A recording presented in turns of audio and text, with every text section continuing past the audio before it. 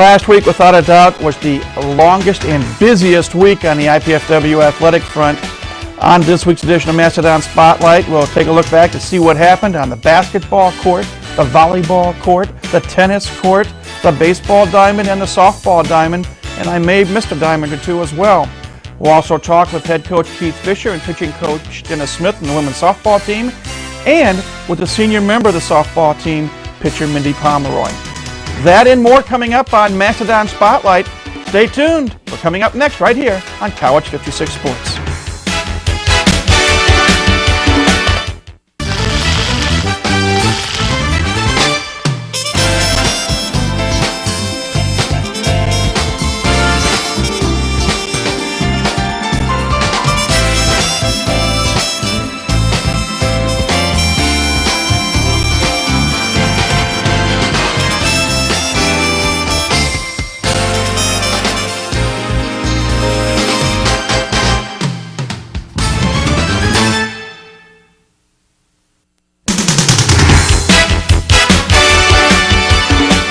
Hi again, everybody. I'm Mike Maas. Welcome to another edition of Mastodon Spotlight, brought to you in part by our good friends at Ryan Steakhouse, located on North Clinton Street across from Scott's Foods.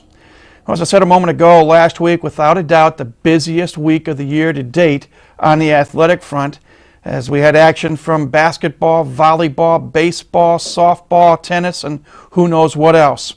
As is our custom, let's take a look back to see what happened, beginning with men's basketball. Only one game last week for Coach Doug No's squad, a home game at the Coliseum last Tuesday night when they entertained the Eagles of Florida Gulf Coast University, a new Division II school down in sunny Florida. The news not so good. Mastodons had a 30-28 lead at halftime, but lost on a three-point field goal with 50 seconds to go, and they dropped a 61-58 decision to Florida Gulf Coast University. Dave Simon, a double-double, 19 points, 18 rebounds.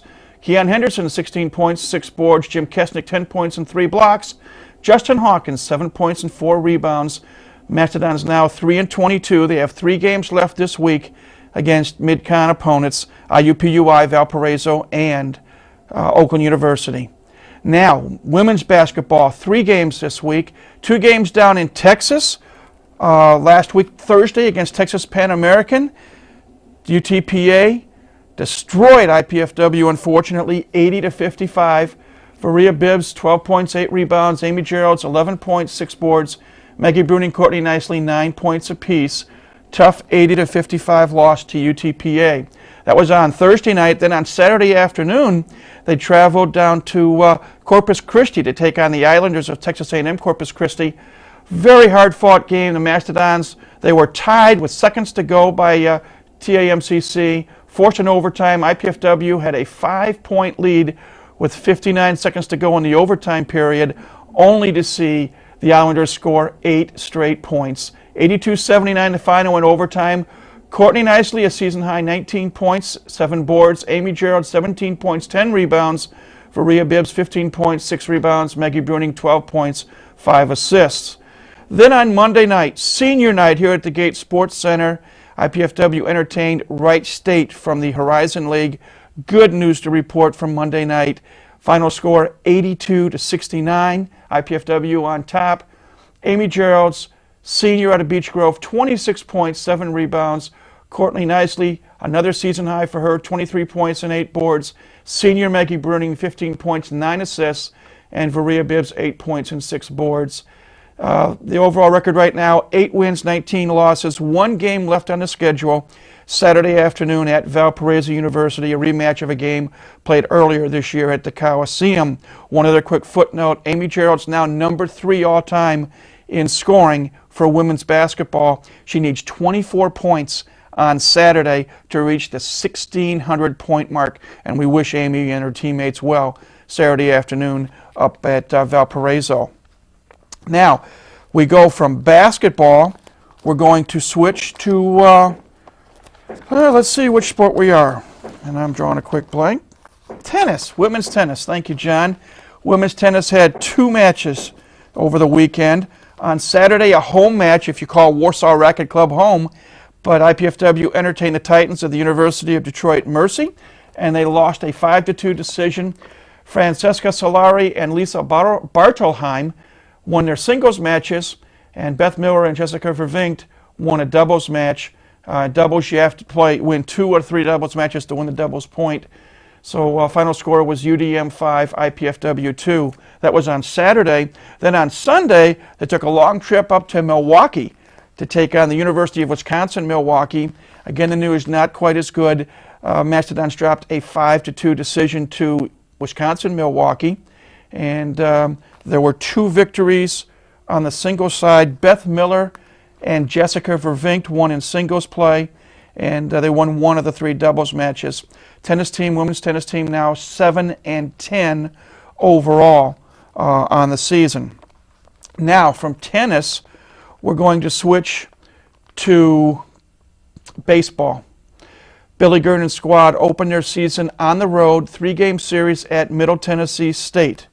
First game, pitching kind of fell apart.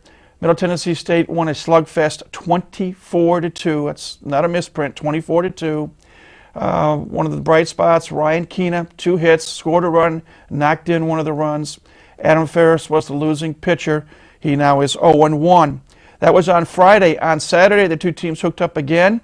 This time the score was a lot closer. Middle Tennessee State 4, IPFW nothing.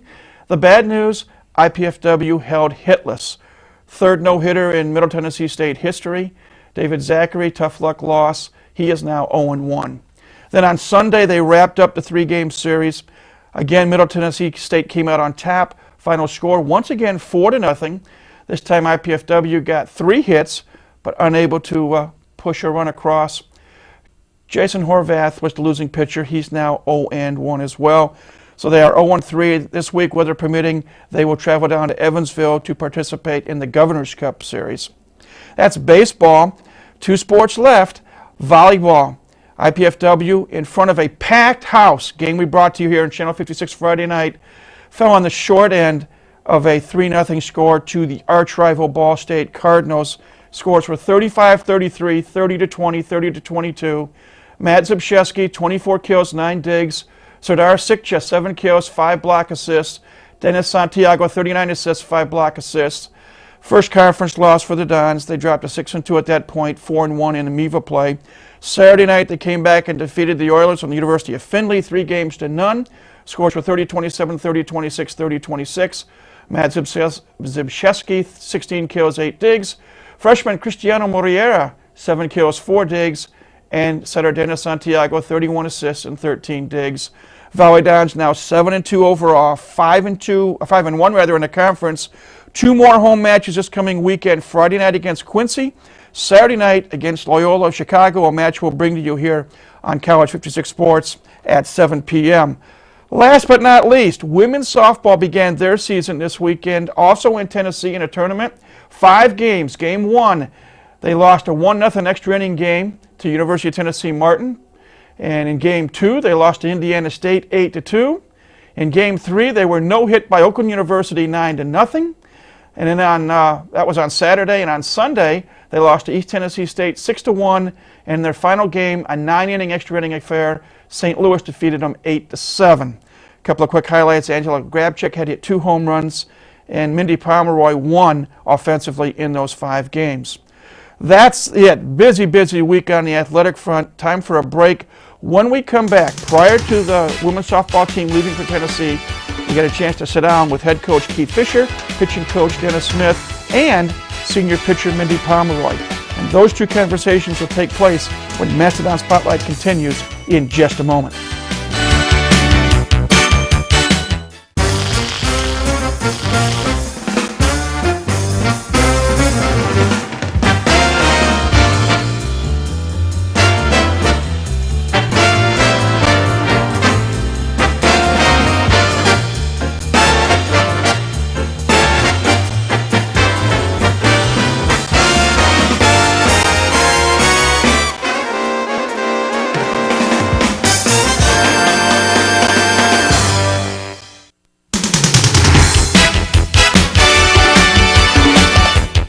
Welcome back to Mastodon Spotlight. 2 weeks ago, we had head baseball coach Billy Gernon on and previewed the upcoming baseball season. We only thought it'd be fair to talk about softball this week, because softball team gets their season started as well. And in fact, by the time you're seeing this, they will have already started their season. But we're happy to have back with us head coach Keith Fisher and Kimo Sabi, otherwise known as pitching coach Dennis Smith. Welcome back, gentlemen. Thanks, Mike. Softball, as I say, by the time our viewers are going to get to see this program, you'll actually have gotten out of town and found someplace with green grass and not snow, and hopefully gotten some games in. But all kidding aside, season preparation began back in the fall. Let's talk a little bit about the 6 games you played in the fall and chance to see returning veterans and also some new talent. Yeah, this fall, Mike, we played actually 4 games here at home, and we got to mix in our freshmen with our older kids, and then we went on the road for 1 day and played a couple games off the road. We wound up 4-2, and we saw a lot of good things. Freshmen, a lot of talent there, sophomores, all the way through. So we have a larger staff of people this year, the most that I've ever carried the 5 years that I've been here. So we're excited. We're excited to get started. Hopefully, when we get back, that you'll have the snow off the field. Maybe you can get out there with a snow blower or something. So. Wait a minute. I got to get paid extra for that. Let's talk about the makeup of this year's team. You mentioned a lot of returning players and a lot of new people. Well, we've got, I can just kind of go down the list. We've got a new young lady that was a soccer player, Corinne Molchelski, and she came from soccer, and she was a softball player in high school, so she joined us this year, hopefully helping us out in different areas. Then we have Ashley Johnson, who is also a freshman, came from Southern Wells, did a nice job this fall, and we'll see where she works in this spring. Heather DeVore, sophomore, first baseman, a real talented player, fine young lady. We'll see. We're going to hope that, and we worked on her hitting. Last year she did not hit well, and so this fall she did a lot better. Beth Harmon. Beth Harmon is one of our pitchers. As a freshman, did an excellent job pitching. So we're looking for good things from Beth as a sophomore.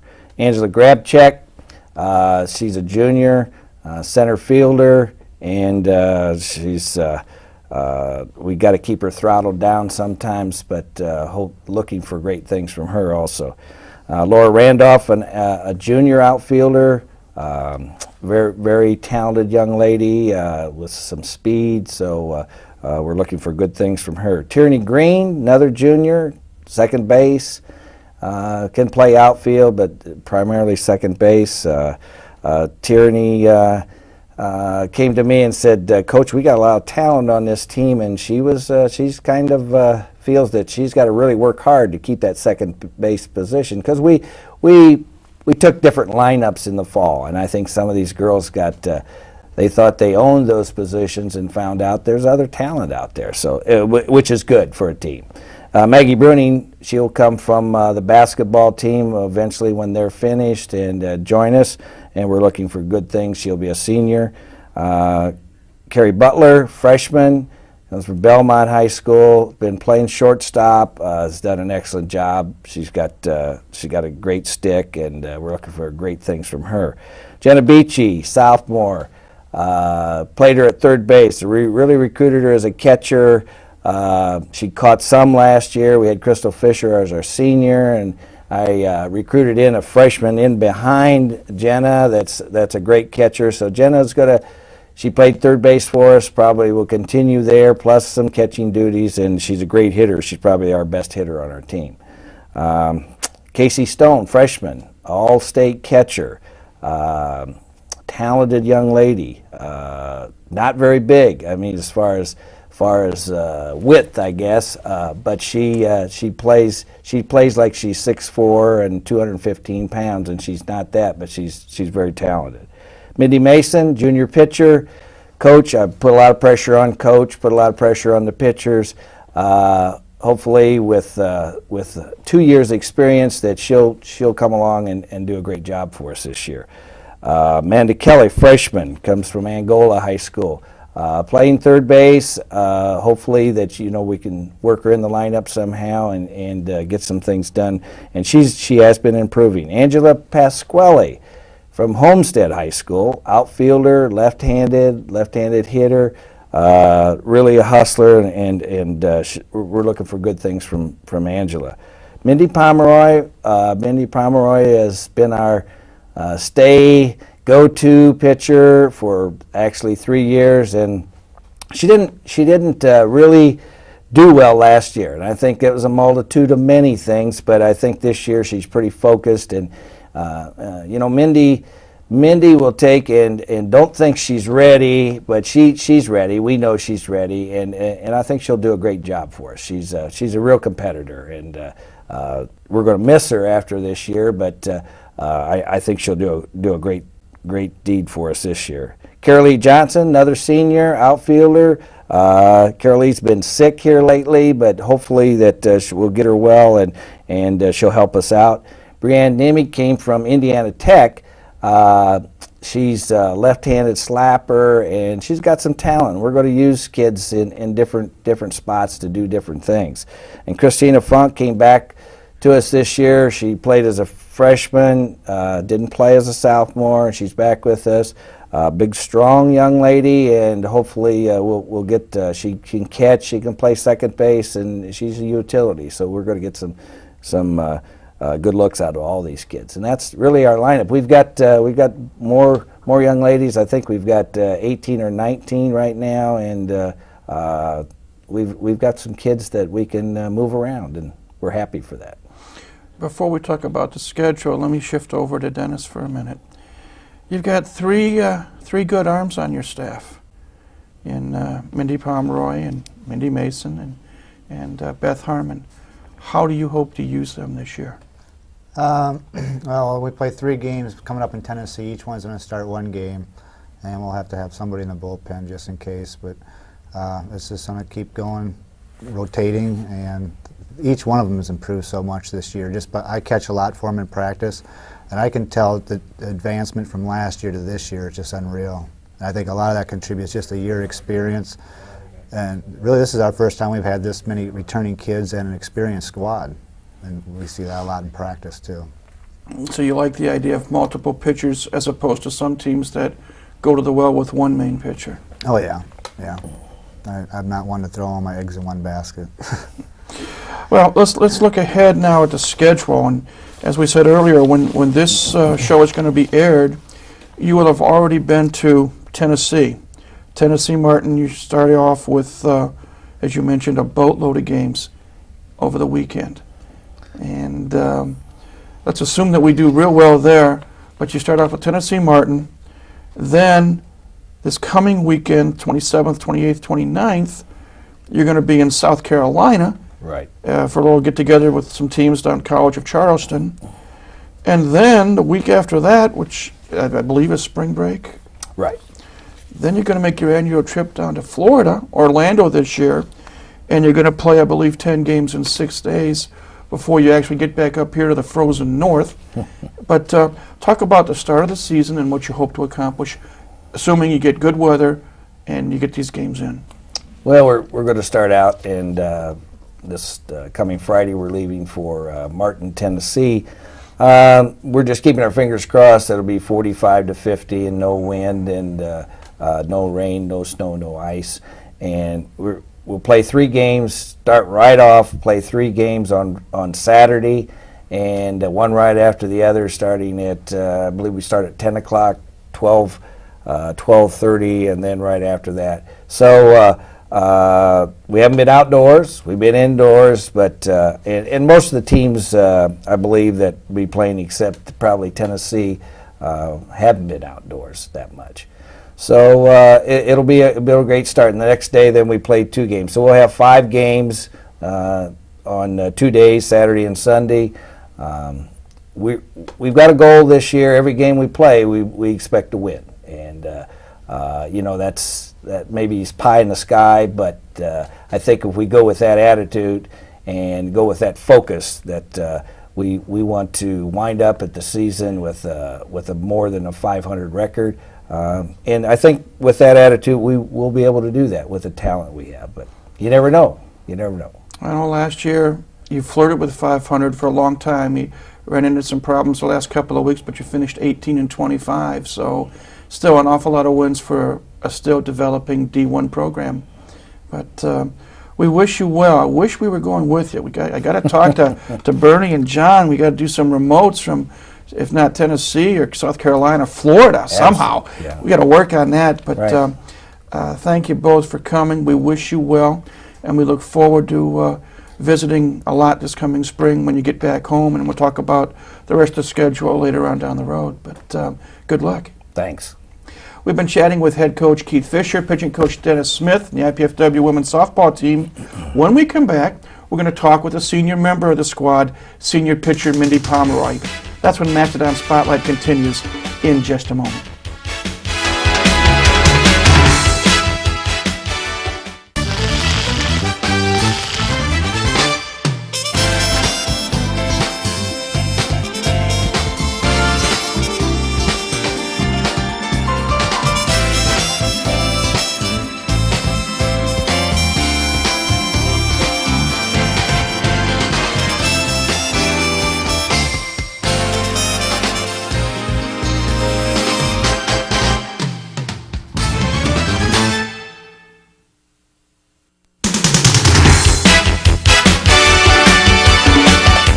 Welcome back to Mastodon Spotlight. Time now to have what I call a feature interview. One of the things I've enjoyed the most for 6 years here at IPFW, a chance to talk with a student athlete.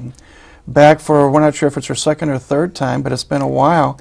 We're happy to welcome back Mindy Pomeroy, senior pitcher from Mishawaka-Marion High School. Welcome back. Thank you. Senior, is it hard to believe that this is the last hurrah for you? Yeah. Yeah, it is. And it's went really fast. We were talking, and we have to admit, we'll tell the audience the coaches are watching this as well.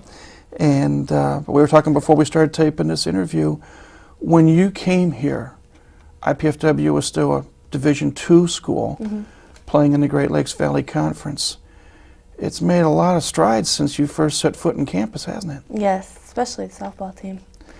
Talk about the evolution from your perspective of both the team and yourself in your fourth year here at the school. Well, my freshman year, we were really, really bad. There were hardly any scholarship players. Both of our pitchers quit. And just each year we've gotten more players in, coaches gotten more good players, more pitchers, and we've just gotten a lot better every year. The schedule's gotten tougher, but we've gotten better, so our record's improved every year. You've persevered. Yeah. How have you been able to do it? 6 a.m. practices, that's what makes us so good. I don't know. Just hard work and a lot of good players. Good memories and bad memories the past 3 years? Yeah. Start with the bad memories first. Oh, my whole junior season. That was a bad memory. No, my freshman year I cut my leg, like the second game of the season, and I had to get stitches. I think my freshman year, the trip in Florida was a bad memory because we had had a winning record in the fall, and then all of a sudden we just lost like 10 games in a row, and I'd never been on a team with a losing record, and it was just a real eye-opening experience. And then my sophomore year, we just were so much better. We didn't win that many games. It was just a lot more fun. The team was a lot closer, and Mindy Mason came, and so we had more than one pitcher, so that was a relief.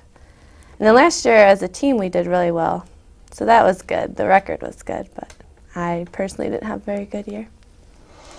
So you hope to do much better this year? Yes.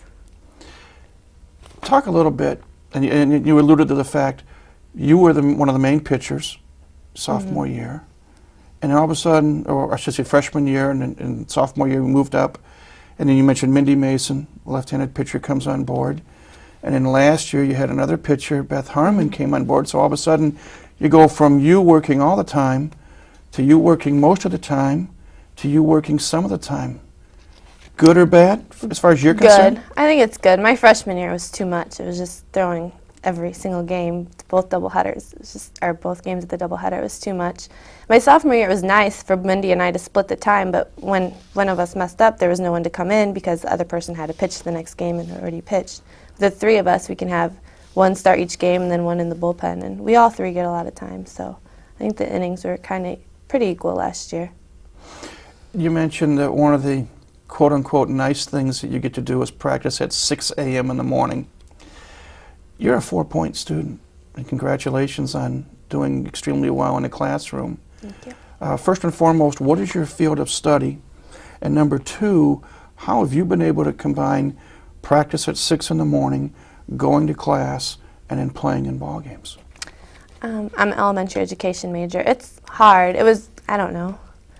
You just have to get practice done, and then you can't really go home and sleep all day, which is what we usually like to do. But you can't do that. You have to do your homework, and once your homework's done, then you can sleep. And then, I don't know, with softball at 6 in the morning, it's out of the way by 8 o'clock, so you don't have to worry about going back. I don't know. It's not that bad if you just balance your time management. This is your last year here. What do you hope to accomplish personally, as well as what do you hope to accomplish as a team? Well, as a team, I want to have a winning record. I think we could have much better than a 500 record. We look like we're going to be really good, really competitive. Personally, I want to have a winning record as a pitcher, but I really want to beat Purdue. So. And then finally, post-graduation plans.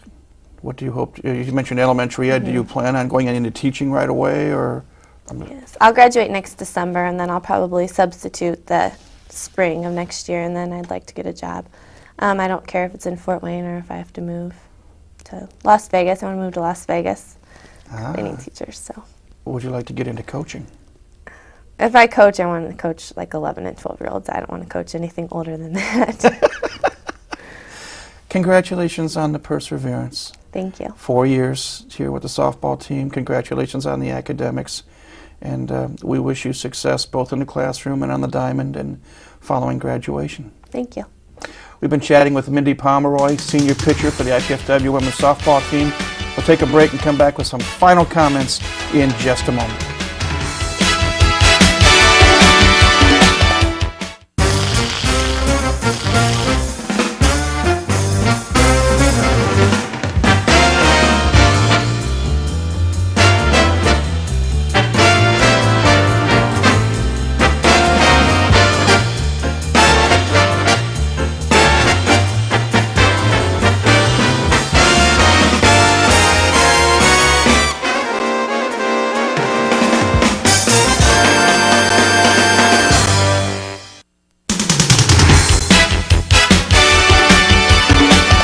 Welcome back to Mastodon Spotlight. Hope you enjoyed our conversations with pitching coach Dennis Smith, head coach Keith Fisher, and senior pitcher Mindy Pomeroy. Well, time's up for this week's edition of Mastodon Spotlight. As always, we thank you for tuning in to see what's going on with IPFW Athletics. A quick program reminder, Saturday night, 7 o'clock, IPFW Volleyball. The Mastodons entertain the Ramblers of Loyola Chicago. Can't make it to the Gates Center? Tune in to Channel 56. We'll bring you all the action beginning at 7 p.m. And we invite you to come back next week. We'll take a look at everything that the Mastodons are doing on the athletic front when Mastodon Spotlight returns. But that's next week. And until next week, for our sponsor, Ryan Steakhouse, and everyone involved here with Mastodon Spotlight, this is Mike Maas saying, have a great week and go Dons.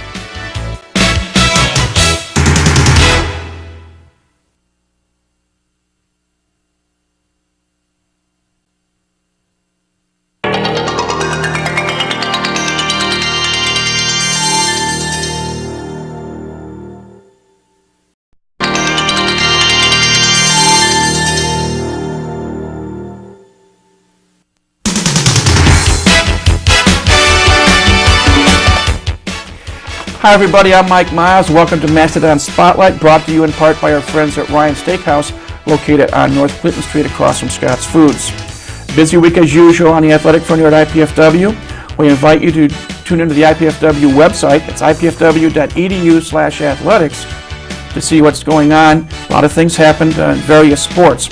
We're asking you to do that because we've got a lengthy conversation coming up with Chris Paul, Associate Head Coach of the IPFW women's basketball team, and we're going to talk about the recently completed season. That and more when Mastodon Spotlight returns in just a moment. Are you in there?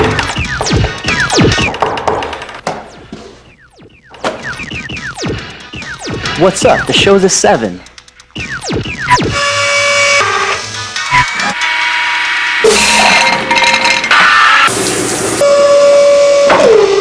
Whoa.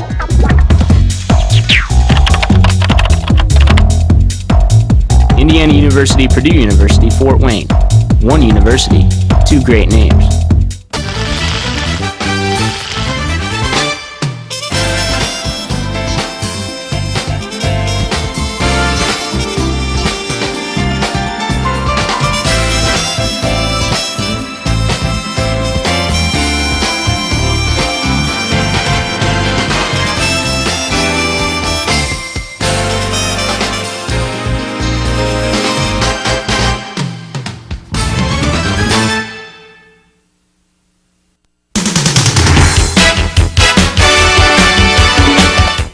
Welcome back to Mastodon Spotlight. Well, as we said a moment ago, the women's basketball season ended this past weekend, and unfortunately it ended with an 80-65 defeat at the hands of Valparaiso University, but the team did do their best. They tried hard. They finished with a record of 8 wins and 20 losses. And here to talk about the season with us here on Mastodon Spotlight is Associate Head Coach Chris Paul. Thanks for coming over and talking. You're welcome. You're welcome. It was a long year. Yes, I'm a little tired. A lot of frequent flyer miles, a lot of hotel stays. So it's good to be home. It's good to be home. Basketball is basically a 12-month sport, but for our purposes today, we'll condense it to 15th of October forward. And as we were talking off air, we found some travails right from the get-go. Yeah, 1 week into the season, we were going through preseason workouts, and our starting center from last year, Ashley Elmore, decided that she didn't want to play. She had a child at home, and she wanted to go spend some time at home, which is understandable. And then our point guard from last year, the independent newcomer of the year, Maggie Bruning, had off-season knee surgery, so she wasn't able to participate all through practice. We also had an individual by the name of Geneva Murdoch who had knee surgery last year, who was trying to get back. And then Hillary O'Connell, who started a lot of games for us and played a lot of minutes for us last year, had off-season, or I shouldn't say, well, I guess it's off-season. And once school started, she had shoulder surgery, and we were going to go ahead and redshirt her. So coming into October 15th, we didn't really know what the unit was going to look like. We were just trying to put it together bit and pieces a little bit. And let's make one more mention, for lack of a better phrase, the ace of the team. Leading scorer Amy Geralds, as we remembered and as she told us way back at the beginning of the school year, in a game against the University of Detroit Mercy last year, suffered, among other things, a concussion and a shoulder injury. Right. And I think there was something else that happened to her as well, but going after a loose ball, hustle play. Yes. But even to this day, as we're taping this show, still hasn't totally recovered. I know she's going to have some surgery finally now that the season's over. Right. But all of a sudden you found out and realized that one good hard hit and Amy's career would be over. Yeah, what happened was she dove for a loose ball last year at Detroit and hit her shoulder at the bottom of the bleachers and missed a few games last year. And there was talk at the beginning of this season that she might have to have the surgery before the season started, or she was going to have to play with some type of brace on. And she knew that if she wasn't going to be able to be 100%, she really didn't want to play. That's just the competitor that Amy is. So there was even talk early on that we didn't really know where Amy stood. So we were, quarterbacks always in practice, they put the yellow or the red or whatever color jersey on and say, you don't hit them.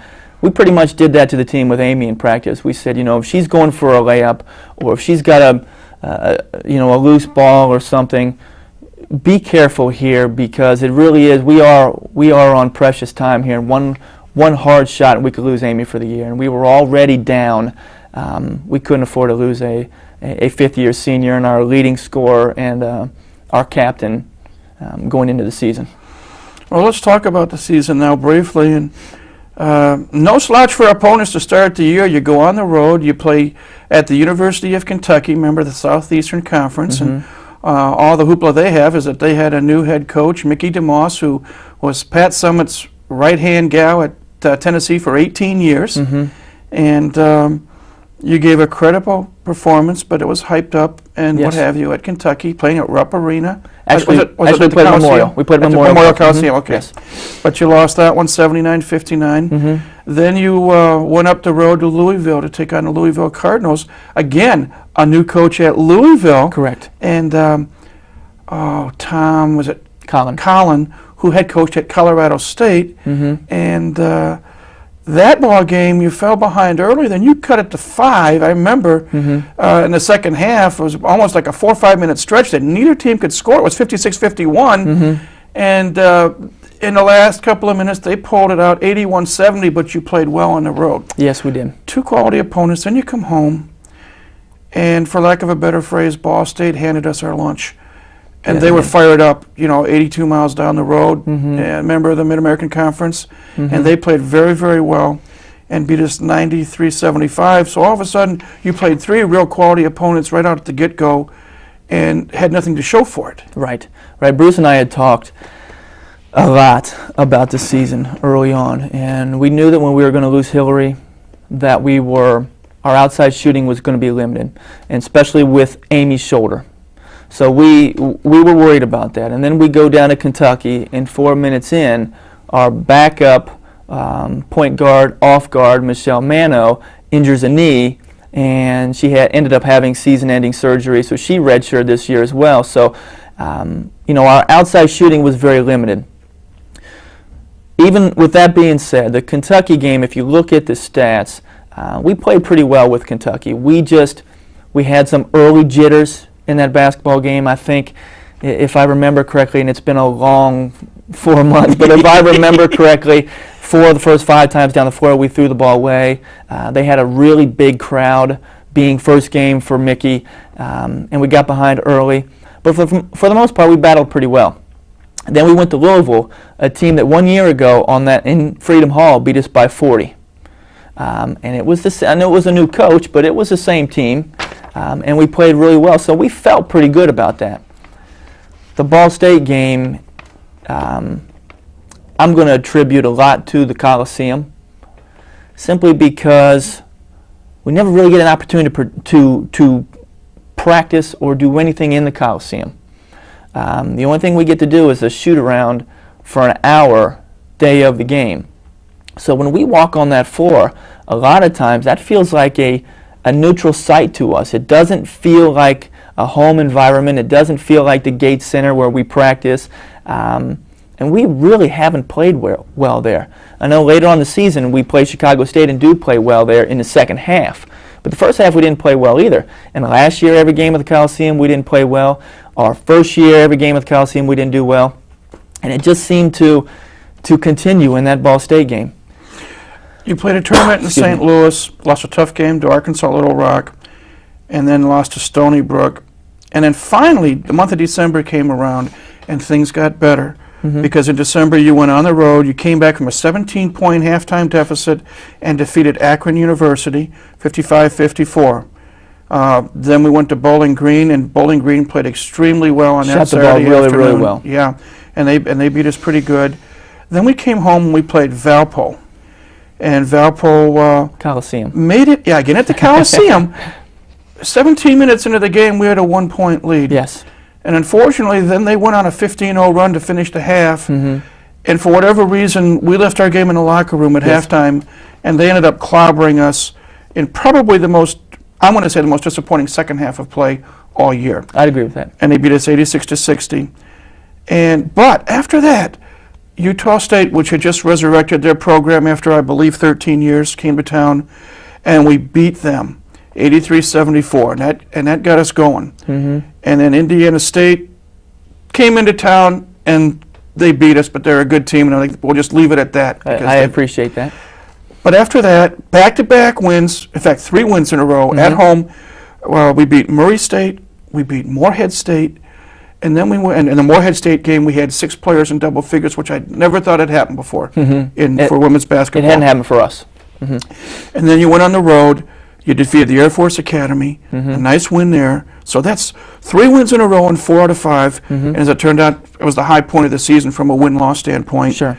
Played a very good Colorado State team, tough, where it was only I think it was a 6-point game with 9 minutes to go. Right. 5 or 6 point game, and then they closed out. They won the game, but you gave a good effort Sure. on the road in the altitude. Right.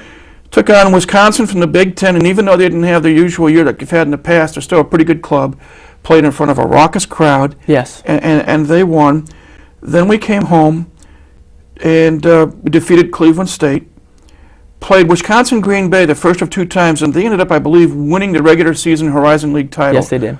Lost 80-71, and then you went on the road real quickly, and you lost a tough one to Youngstown State, which is probably one you wished you had back, because going into the game they had only won once all year. But you finished that little Ohio trip with a nice come-from-behind win at Cleveland State. Then we came home, played 3 games, 2 tough losses to Texas Pan Am and Texas A&M Corpus Christi, where we had second-half leads and weren't able to hold it. Lost to Illinois Chicago, a game where actually it was a 2-point game or 3-point game with like a minute left in the first half, and they ripped off 5 in a row, and then they went on from there. You had to make your 2 final road trips to Wisconsin, Milwaukee, a good team which finished, I believe, second in the Horizon League regular season. And they shot lights out. Went to Green Bay. They shot lights out and beat us. Went down to Texas. Didn't play well against Pan Am. Not at all. Played extremely well against Corpus Christi and should have won that game. Absolutely. They scored to force overtime. We had a 5-point lead with 59 seconds to go in overtime, and they scored 8 points, and we couldn't hit a shot at the buzzer. Right. And came home and played Wright State, played a very good senior night game. Amy had 26. I think Maggie had 15. I think she had 15. And we won 82-69. And then you played last Saturday against Valpo, and they're in the hunt for second place in the Mid-Con. You fell behind early, 11-1, and we just couldn't hit shots. Right. And at one point, it was a very, very big lead. I don't know if I want to say it, but it was 63-23. Yeah, it was 40. But you came back. Yeah, we'd actually cut it to 13. Yeah, and ended up losing 80-65. Right. So when it's all said and done, 8 up and 20 down. But in about 30 seconds, what can you say about this season? Well, unfortunately, what a lot of people look at is they see that you won 8 games. The way I look at it is we took some injuries. We battled through the injuries. Our schedule this year was harder than it was last year, in my opinion. The travel schedule was harder. The competition was harder. And I guess the only thing we're really disappointed in is the fact that at one point we were 7-12 and had some games coming up at home that we let slip away. But overall, there were a lot more games this year that we were in versus games last year. You know, last year Louisville beat us by 40. This year they beat us by 11. 2 years ago, Murray State and Morehead State beat us, and then we beat them this year. The Corpus Christi, we've always played close. For some reason, we always played Corpus Christi close. But we had a lot more close games this year, which really tells me that we're getting there. You know, what we have to figure out now is when it gets to be 5 minutes left in a game, we deserve to be here just as much as the other team does, and we deserve some of these wins, whereas I think a lot of times what they think is, well, you know, I'm kind of happy being where we are, and, you know, we're close, and we're happy that we're close, but the other teams, you know, should win, or, you know, they're in a conference, or they're a bigger school, and they ought to beat us, and we need to change that mentality a little bit here. You know, we've been Division I now for 2 full years. You know, it's time that we start taking that attitude on the floor a little bit. Real briefly, we're going to take a break and come back and talk about the 2 departing seniors. We're going to something that we did the Illinois-Chicago game, and we'll say thank you and goodbye to Maggie Bruning and Amy Geralds. But real briefly, the brightest spot on this year's team, I thought, for Rhea Bibbs, worked her tail off, the 6-foot junior out of Euclid, Ohio, for the year, 14 points, 8.5 rebounds a game, and I'm not sure how many double-doubles. I think she had 13 or 14 double-doubles, and I think she was the most improved player for the second year in a row. Absolutely, absolutely. And if V makes the strides next year that she's made from her sophomore to her junior year, those numbers will explode. I think she finished 24th in the nation in field goal percentage this year, and at one time was almost as high as 8 or 9. So she shot the ball real well. she rebounds really well. The only thing V has to figure out is to bring it for 40 minutes. It's getting better, but she needs to understand how much the team depends on her, and that she needs to bring it for 40 minutes. And when she does, I anticipate a double-double average. I really do. Wish we had more time, but we don't. I'm going to ask either you or Bruce to come back in May when you can talk about signings, and we'll talk about the schedule for next year, because some of the opponents you mentioned, I think it's going to be exciting. Right. But thanks for coming in. May sound crazy to say congratulations on the season, but you and Bruce and Al worked your tails off, and 8-20 may not sound like a good year, but given everything that happened, you gave it your all, and the gals never quit. So well, I appreciate that. Thanks for coming in. What we're going to show you now is a piece that John Yaus and Jerry Kloppenstein and Bernie Lillmiller put together, and Elmer Denman, our photographer here at IPFW.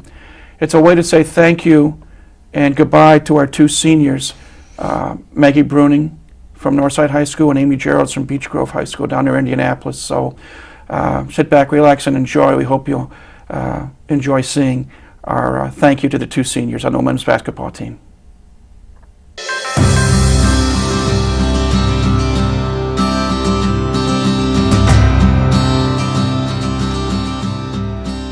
I like the challenge, I like the competition.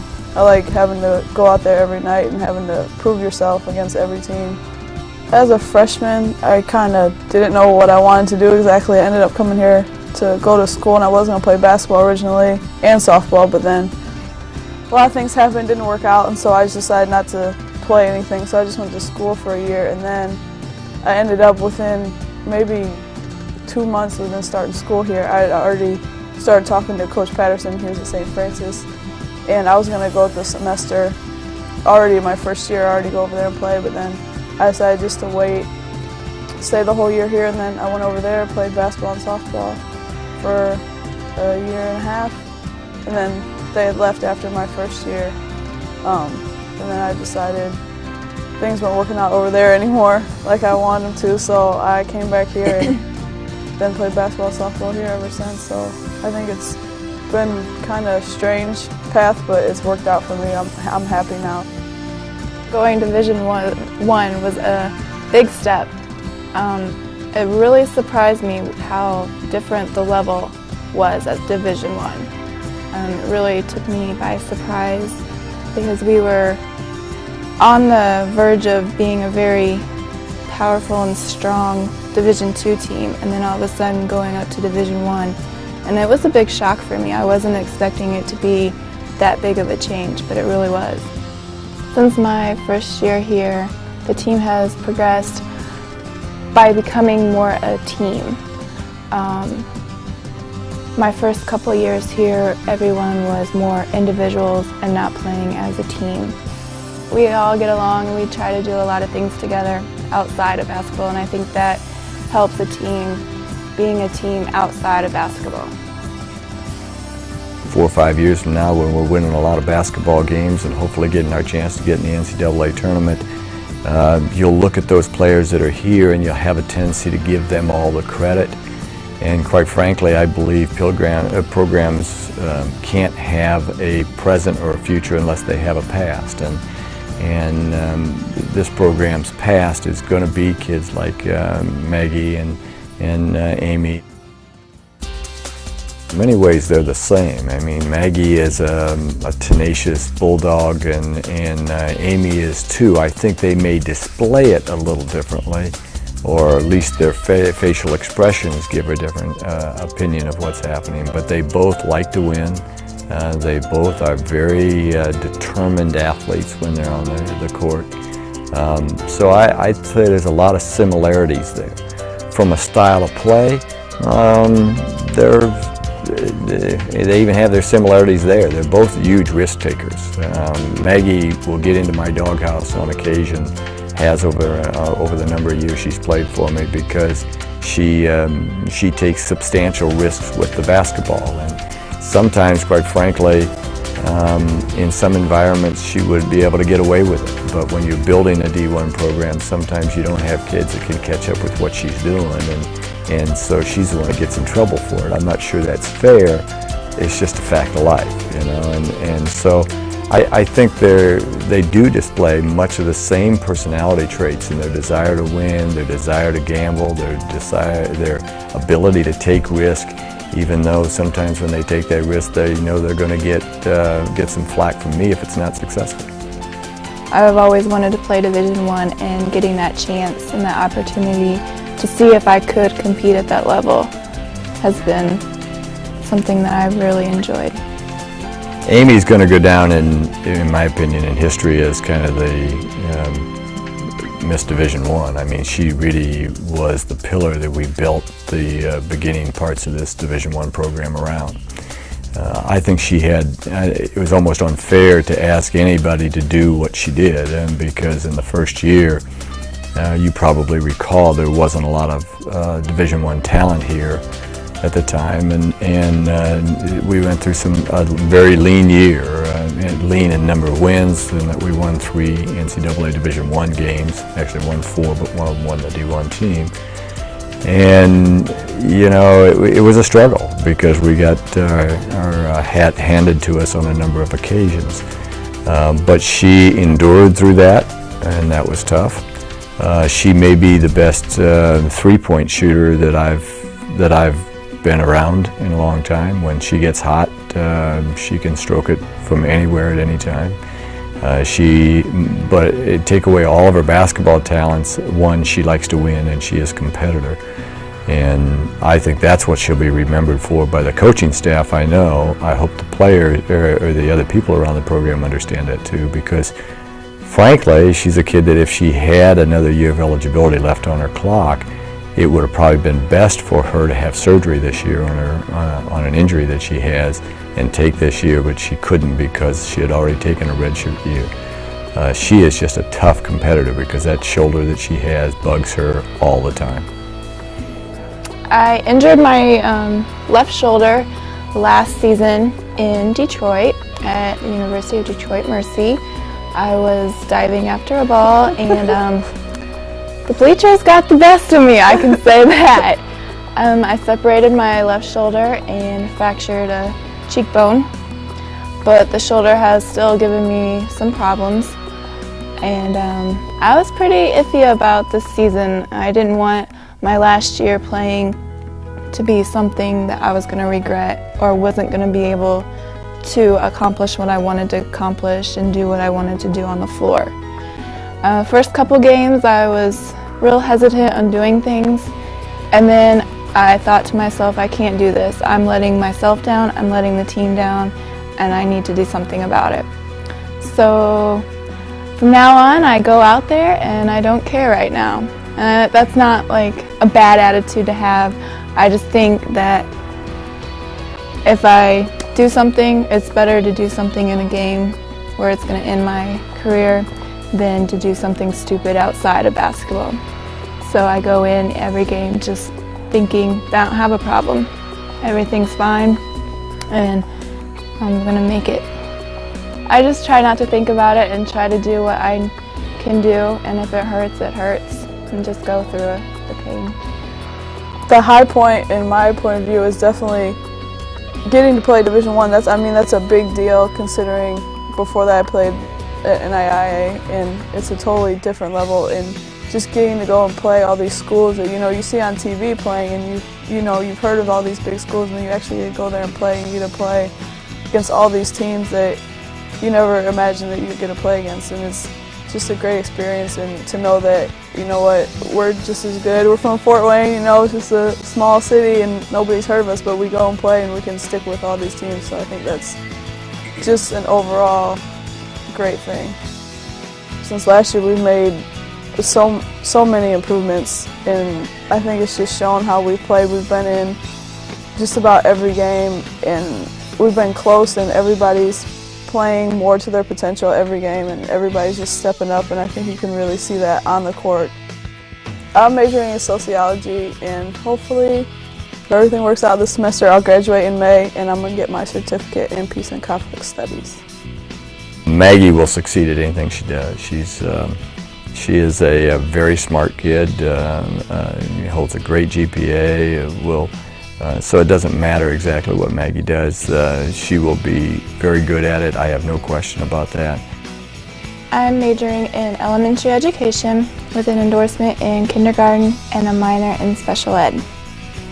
She had a perfect 4.0 this last semester, which we really think is pretty outstanding also. My best friends are on the team, and I think part of that's because we are together so much every day. We practice together, we have games, travel, everything, we're together. And I know that, especially with me and Amy, when I know she's on the court with me, I look at her, I can say anything I want to her on the court, and she knows I will. And I know we're still going to be friends afterwards. I really do think that there are a few people on this team that I will stay in contact for the rest of my life. I know Maggie, for one, is one that I know that we'll always have a friendship, and I don't even know her that well, haven't known her that long, but we have, I think, probably one of the strongest friendships I've had in my life. And it says a lot because basketball is a main part of my life right now, and with her there, she's helped me throughout a lot, and I know I've tried to help her through some things, and there's a few other on the team that I know that I'll stay in contact with. Okay, we just want to say goodbye to all of our teammates and our coaches and our fans, friends, family, everybody, and thanks for a great time here at IPFW, and we'll miss everybody. Miss you. Bye. Thanks for supporting us. Represent.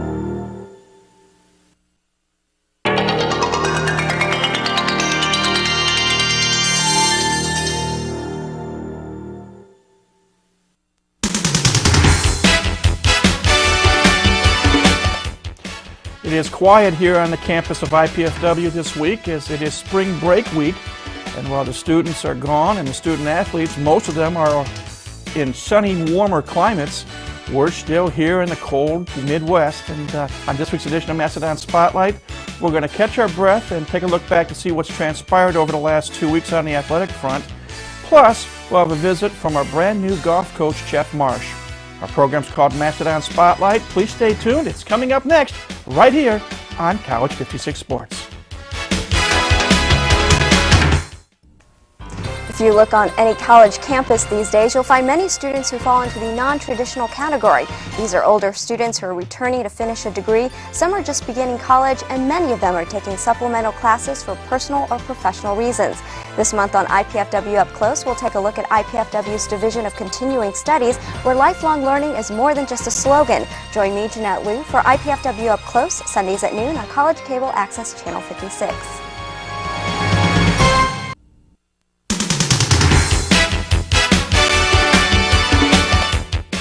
Hi again, everybody. I'm Mike Maz. Welcome to another edition of Mastodon Spotlight, brought to you in part by our good friends over at Ryan Steakhouse, located on North Clinton Street, across from Scott's Foods.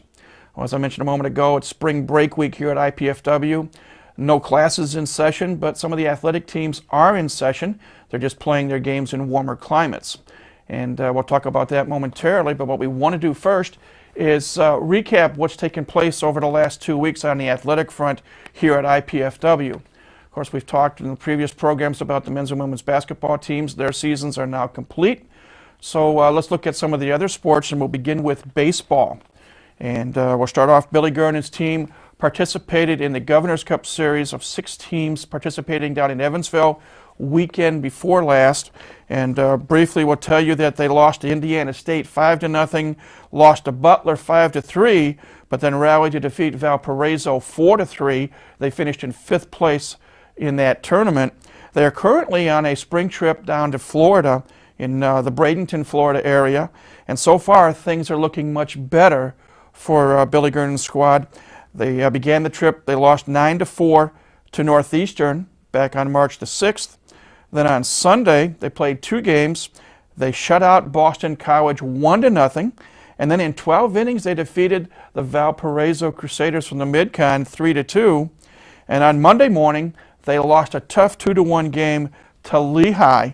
Up ahead, remaining trip, they're going to be playing Duquesne, Eastern Kentucky, Northern Illinois, and Holy Cross before they come back up north to start the home season on March 20th when they play back-to-back doubleheaders against Butler University.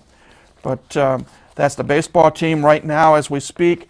They are 3-7 on the year. Now we turn our attention to softball. Coach Keith Fisher's squad not quite as fortunate as Billy Gernon's baseball team is. They found the going a lot tougher, and they played in a tournament in South Carolina down in Charleston. Unfortunately, they lost 4 of the 5 games. They lost to Charleston Southern, UC Greensboro, Eastern Illinois, and Boston College. They did get a win over Albany University, 2-1. They also are down in the Orlando, Florida area playing in the Rebels games, and they have played 4 games so far. They lost to Sacred Heart 6-5 in 11 innings on Sunday. They also lost to Holy Cross 7-3 on Sunday. They played Niagara and George Mason this past Monday. Don't have the results of that.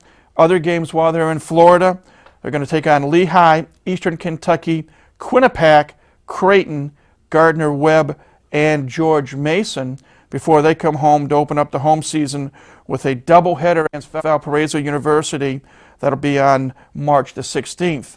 At Showtime, the softball team has a record of 1 win and 11 defeats. Now let's talk about men's tennis.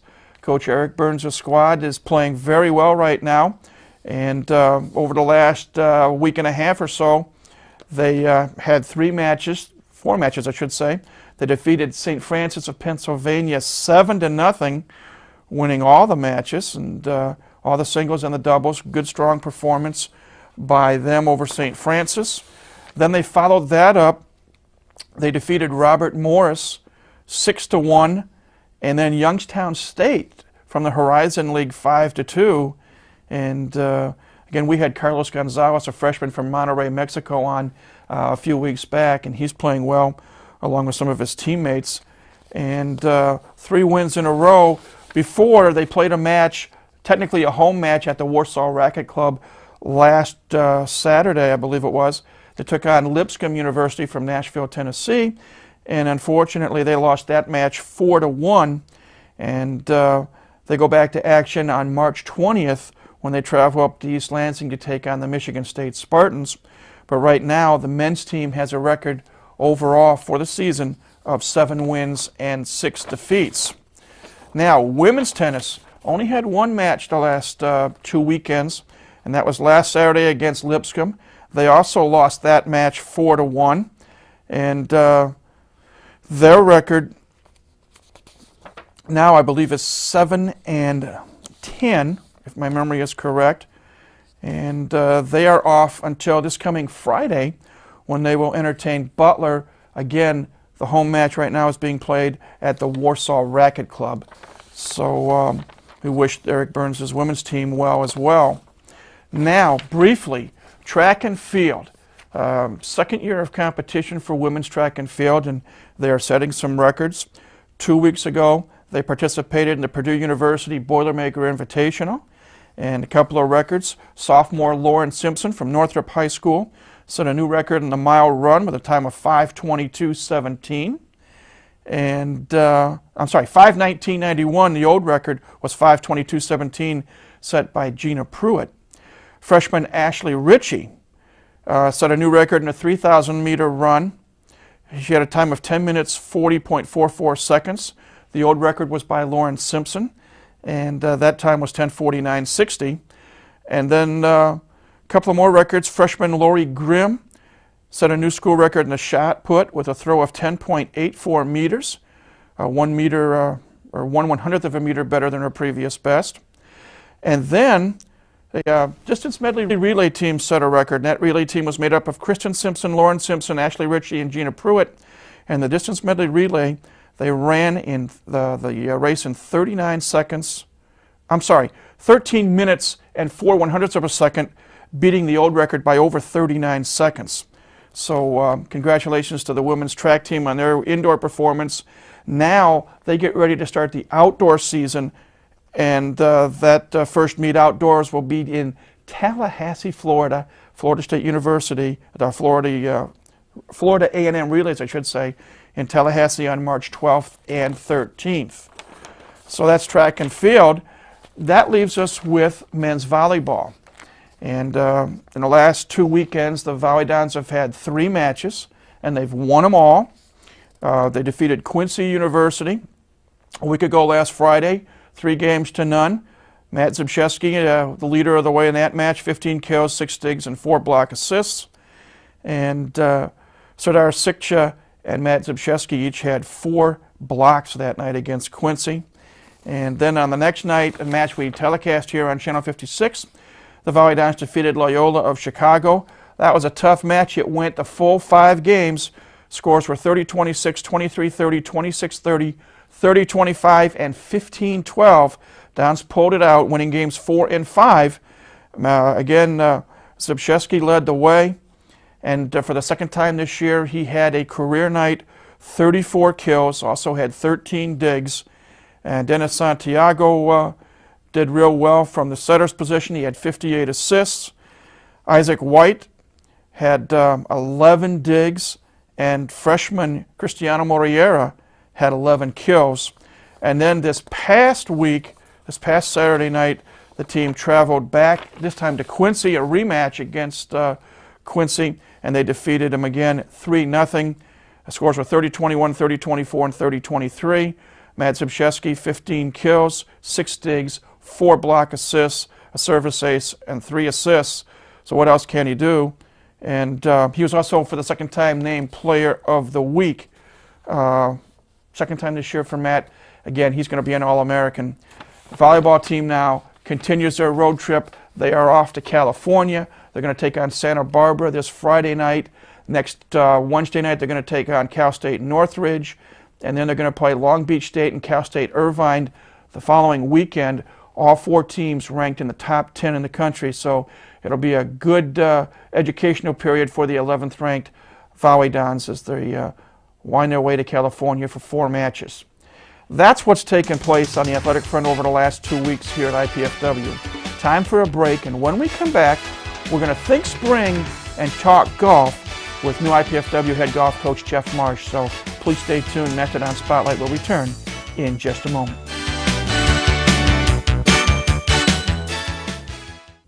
Are you in there?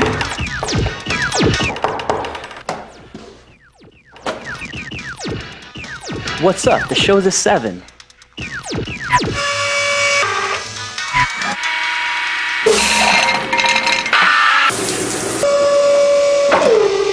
Whoa.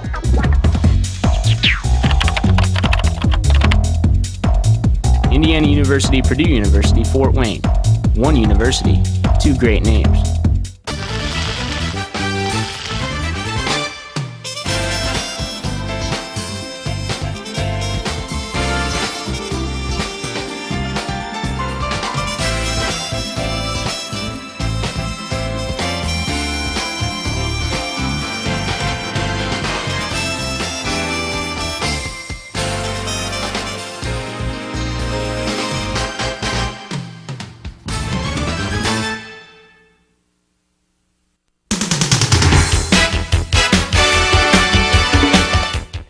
Welcome back to Mastodon Spotlight.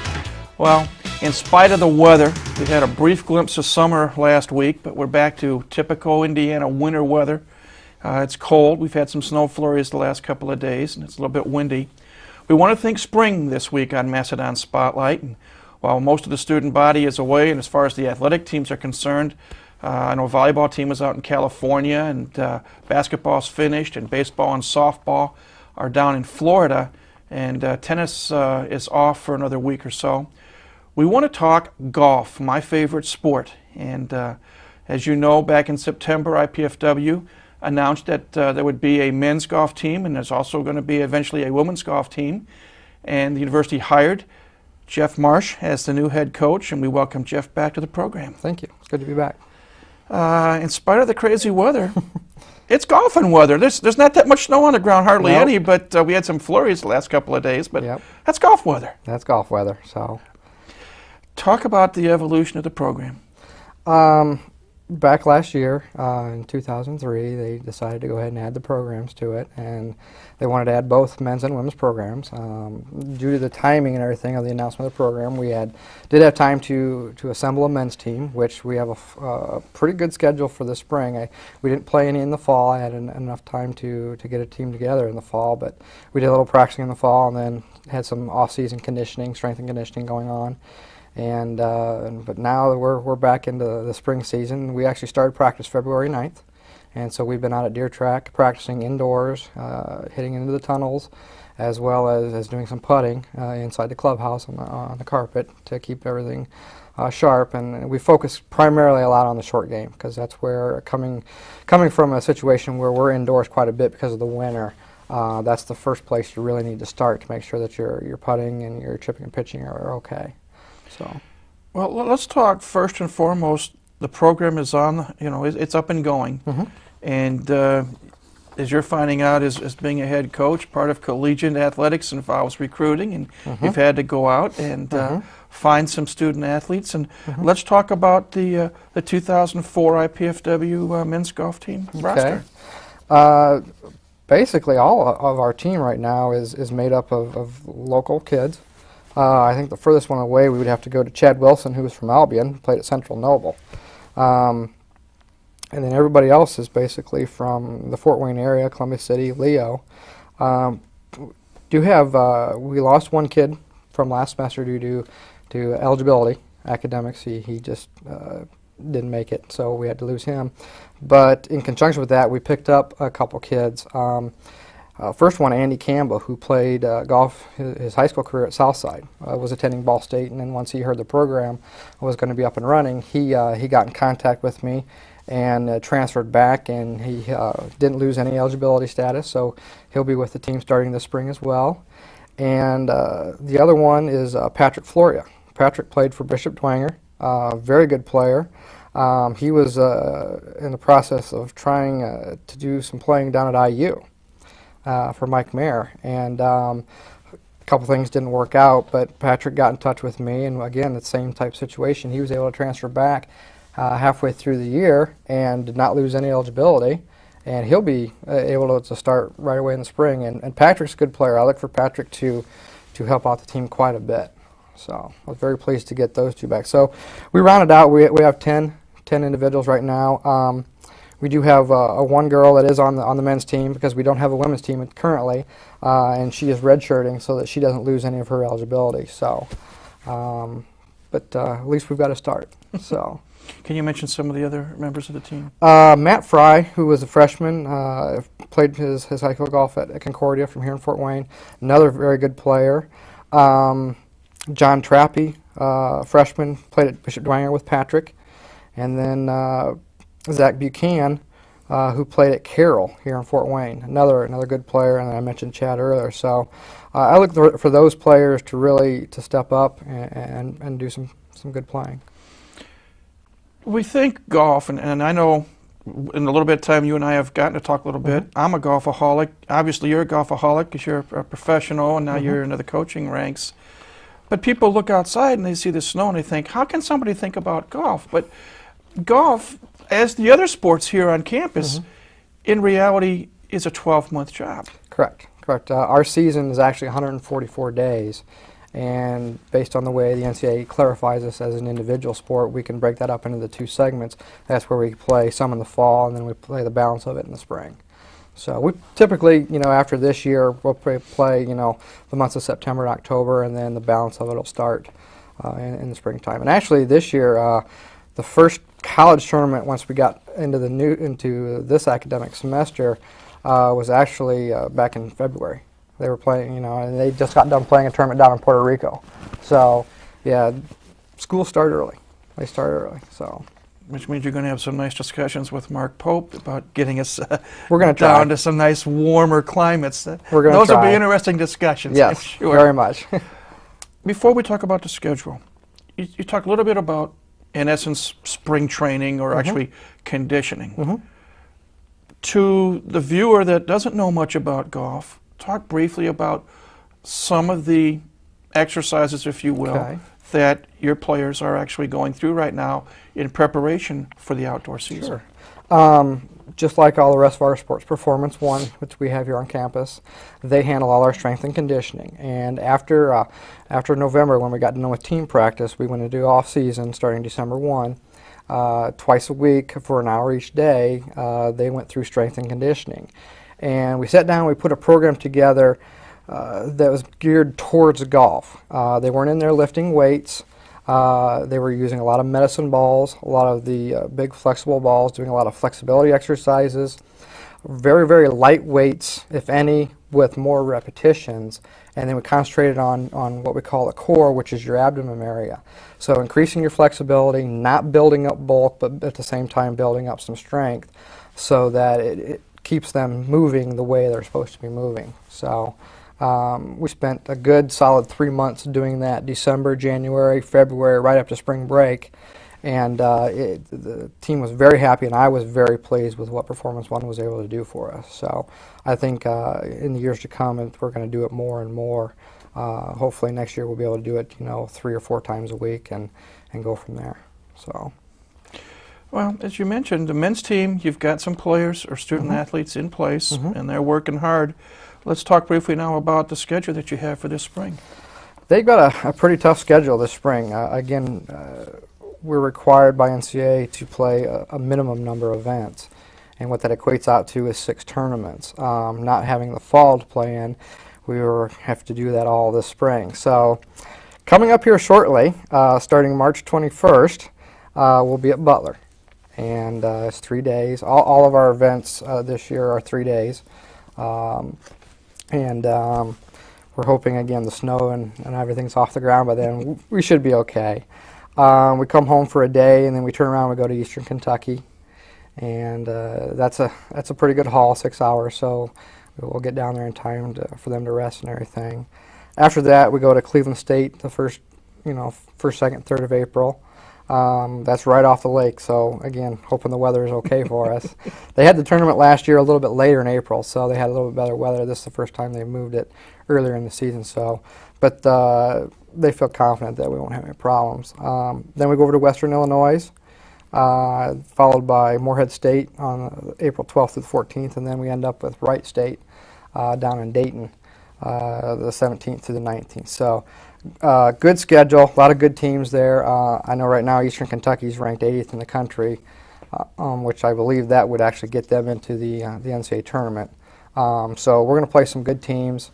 We'll play a lot of Horizon Conference League teams, a lot of mid-con teams. So we're going to get some good exposure, and we're going to get to see really what we're made of and what it takes to actually compete out there. Now, for clarification purposes, these are 3-day events, which I assume is 54 holes of stroke play? Correct. The Butler tournament is only 36. That's a tournament where they actually have both the men and the women playing their competitions at the same time. So we're only going to play 18 each day there. But all the other events, yes, we'll get down there. For instance, Eastern Kentucky, we'll drive down on the 25th that morning, play a practice round in the afternoon, get a good night's rest, and get up and play 36 holes the next day. Get some sleep, get up and play the remainder 18 in the morning, and then drive back in the afternoon. And that's a typical tournament setup for us. Now, how many will play and how many scores will count? We play five players, and then out of those, for each round, the best 4 scores will count towards that round, and then the total of the 3 put together will make up our team score. So, not to put you on the spot, but in about 30 seconds, what can you tell us about the women's program? The women's program is set to start next fall, and we're going to be there. There won't be a problem there. Like I said, Vanessa, who we have on the men's team, she'll pretty much be our leader for next year. I have been recruiting pretty heavily and have got some success. And like I said, we'll be there. I don't foresee any problems whatsoever. And I've also been working on now that we're going to be having a women's team. I've been starting to work on next year's schedule for both the men's and women's teams. And I know the women, I have them slated to play for sure at Ball State and at Eastern Kentucky, and the men are playing at both those events as well. So, and then Butler is invited both of us as well. So, women's teams will be okay. You're off and running. Yep. So, we wish you well. Thank you. And as I said, sometime later this spring, hopefully, knock on wood, we're going to get out, hopefully to get out to deer track and with a camera and maybe do some filming and talk to some of the student athletes and see what it's like from their perspective. Sounds good. We wish you and the team well, and we appreciate you coming on board. My pleasure. Thank you.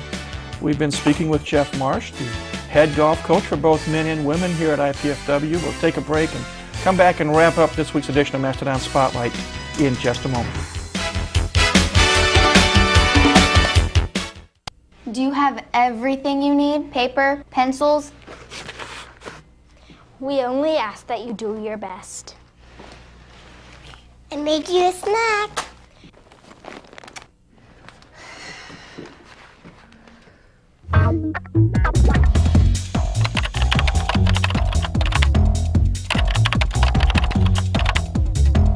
Indiana University, Purdue University, Fort Wayne. One university, two great names. What's ahead for the future of Northeast Indiana? One answer lies with the graduates of our fine area colleges and universities. Hi, I'm Phil Laux, president of the Greater Fort Wayne Chamber of Commerce. And when you support an area college or university, you support the economic growth and development of where we live. Graduates of these higher education institutions are working hard to grow our local economy. I urge you to support your area university or college with your time, your talent, and your treasure. Our college grads are a vital part of Northeast Indiana's continued success. If you look on any college campus these days, you'll find many students who fall into the non-traditional category. These are older students who are returning to finish a degree. Some are just beginning college, and many of them are taking supplemental classes for personal or professional reasons. This month on IPFW Up Close, we'll take a look at IPFW's Division of Continuing Studies, where lifelong learning is more than just a slogan. Join me, Jeanette Liu, for IPFW Up Close, Sundays at noon on College Cable Access Channel 56.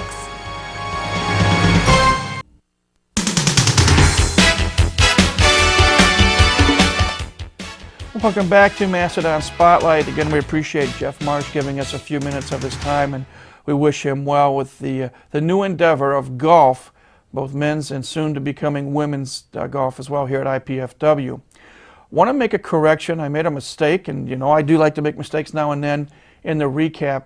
Men's volleyball, I mentioned that they defeated Quincy twice over an 8-day stretch. Unfortunately, I made a mistake and gave you the wrong score. On the road last Friday night at Quincy, the Dons did win the match in 3 games, but the scores were 30-24, 30-22, and 30-24. Matt Subchesky had 13 kills, and wanted to let you know we wanted to make a correction there. I gave you wrong information before. Cristiano Moriera had 8 kills. Mitch Dreisbach had 7.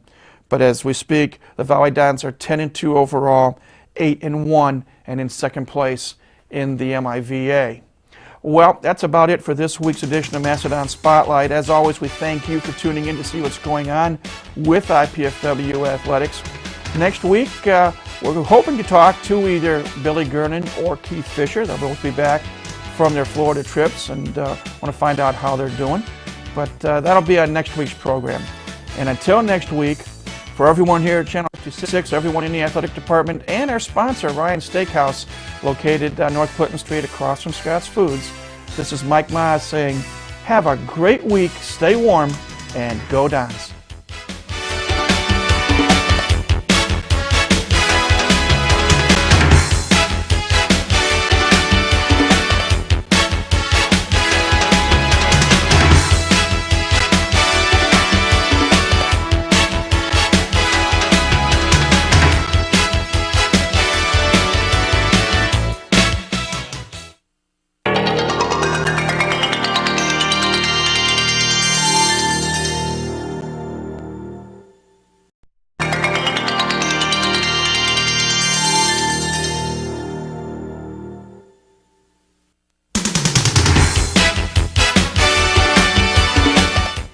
Classes are back in session here at IPFW, and that means athletics are back in session as well. On this week's edition of Mastodon Spotlight, we'll look back to see what happened over the past week or so. We're also going to talk about the upcoming health fair, which takes place next week. And we'll talk with our head athletic trainer and a member from Performance One. Our show is called Mastodon Spotlight. Please stay tuned. It's coming up next, right here on College 56 Sports.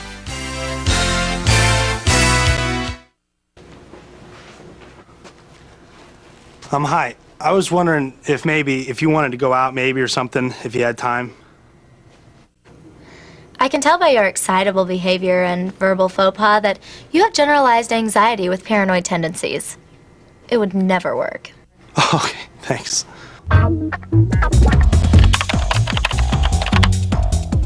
Indiana University, Purdue University, Fort Wayne. One university, two great names.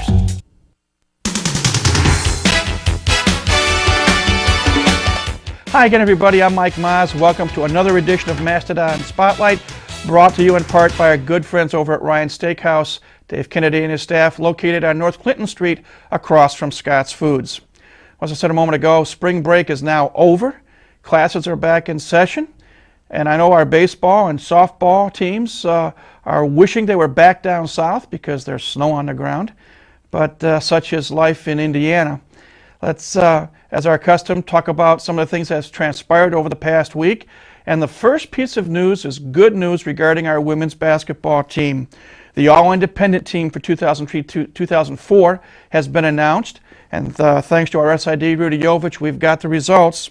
First team all-independent, Amy Geralds and Varia Bibbs.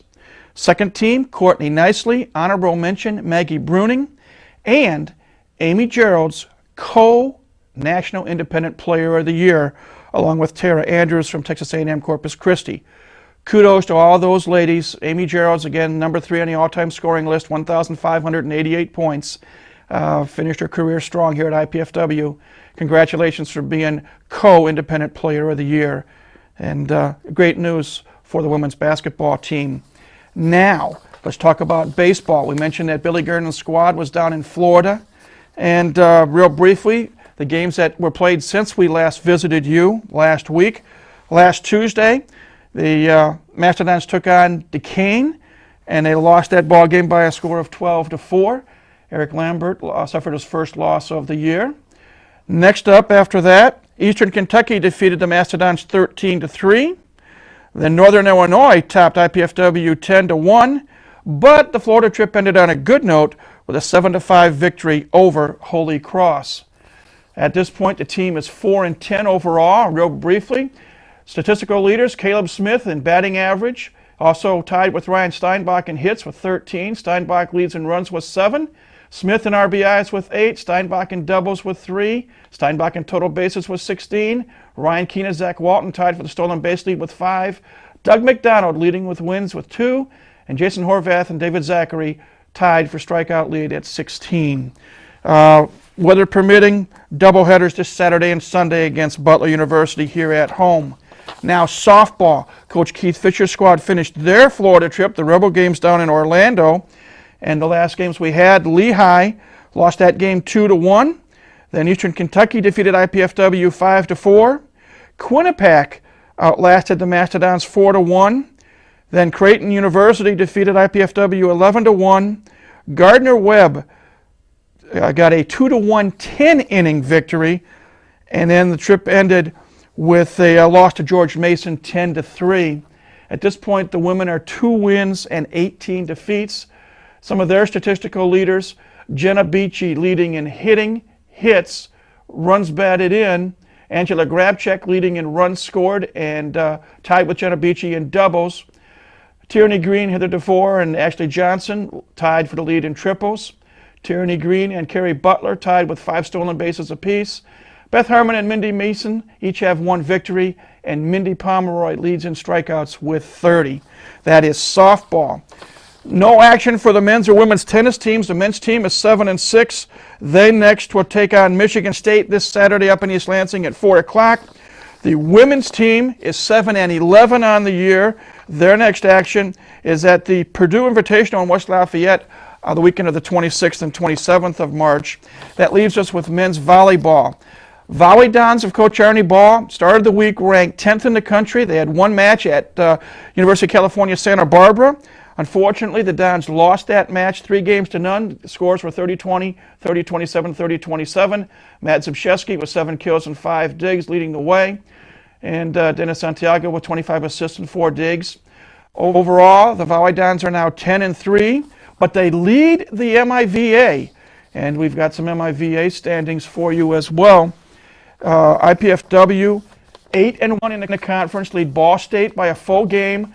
Loyola and Lewis are tied for third at 6-3. Ohio State is 5-3, followed by Mercyhurst, Findlay, Quincy, and Clark. 3 tough matches this week out in California for the Mastodons. Wednesday night, they're taking on Cal State Northridge, which is ranked 4th in the country. Friday night, they're taking on UC Irvine, which is ranked, I believe, 12th in the country. And then Saturday night, they end their West Coast trip with a match against number 2 ranked Long Beach State. So we wish Coach Ball and the Mastodons the best of luck out in California. That's what's going on. Time for a break. When we come back, we're going to visit with head athletic trainer Dan Fox and a representative from Performance One, Kevin Craner, and talk about the reduced number of injuries that have taken place here at IPFW so far this athletic year. But that conversation takes place when Mastodon Spotlight returns in just a moment. If you look on any college campus these days, you'll find many students who fall into the non-traditional category.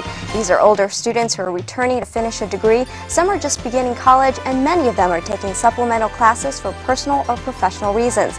This month on IPFW Up Close, we'll take a look at IPFW's Division of Continuing Studies, where lifelong learning is more than just a slogan. Join me, Jeanette Liu, for IPFW Up Close, Sundays at noon on College Cable Access Channel 56. Are you in there?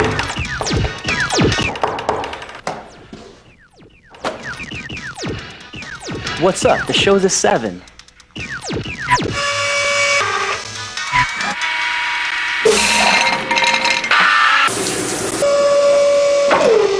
Whoa.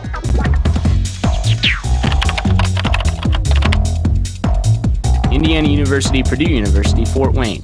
One university, 2 great names.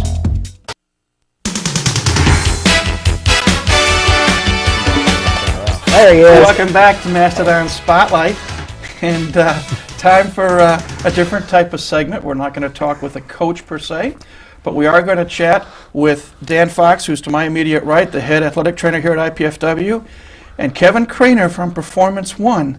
Kevin was on with us last year, and now he's happy to see himself on the TV monitor. So welcome back to both of you. And what I want to do is spend just a few minutes talking about the accomplishments of Performance One within the athletic department and how they have actually reduced the number of injuries that have occurred with the athletic team so far this year. And Dan, I'll start with you.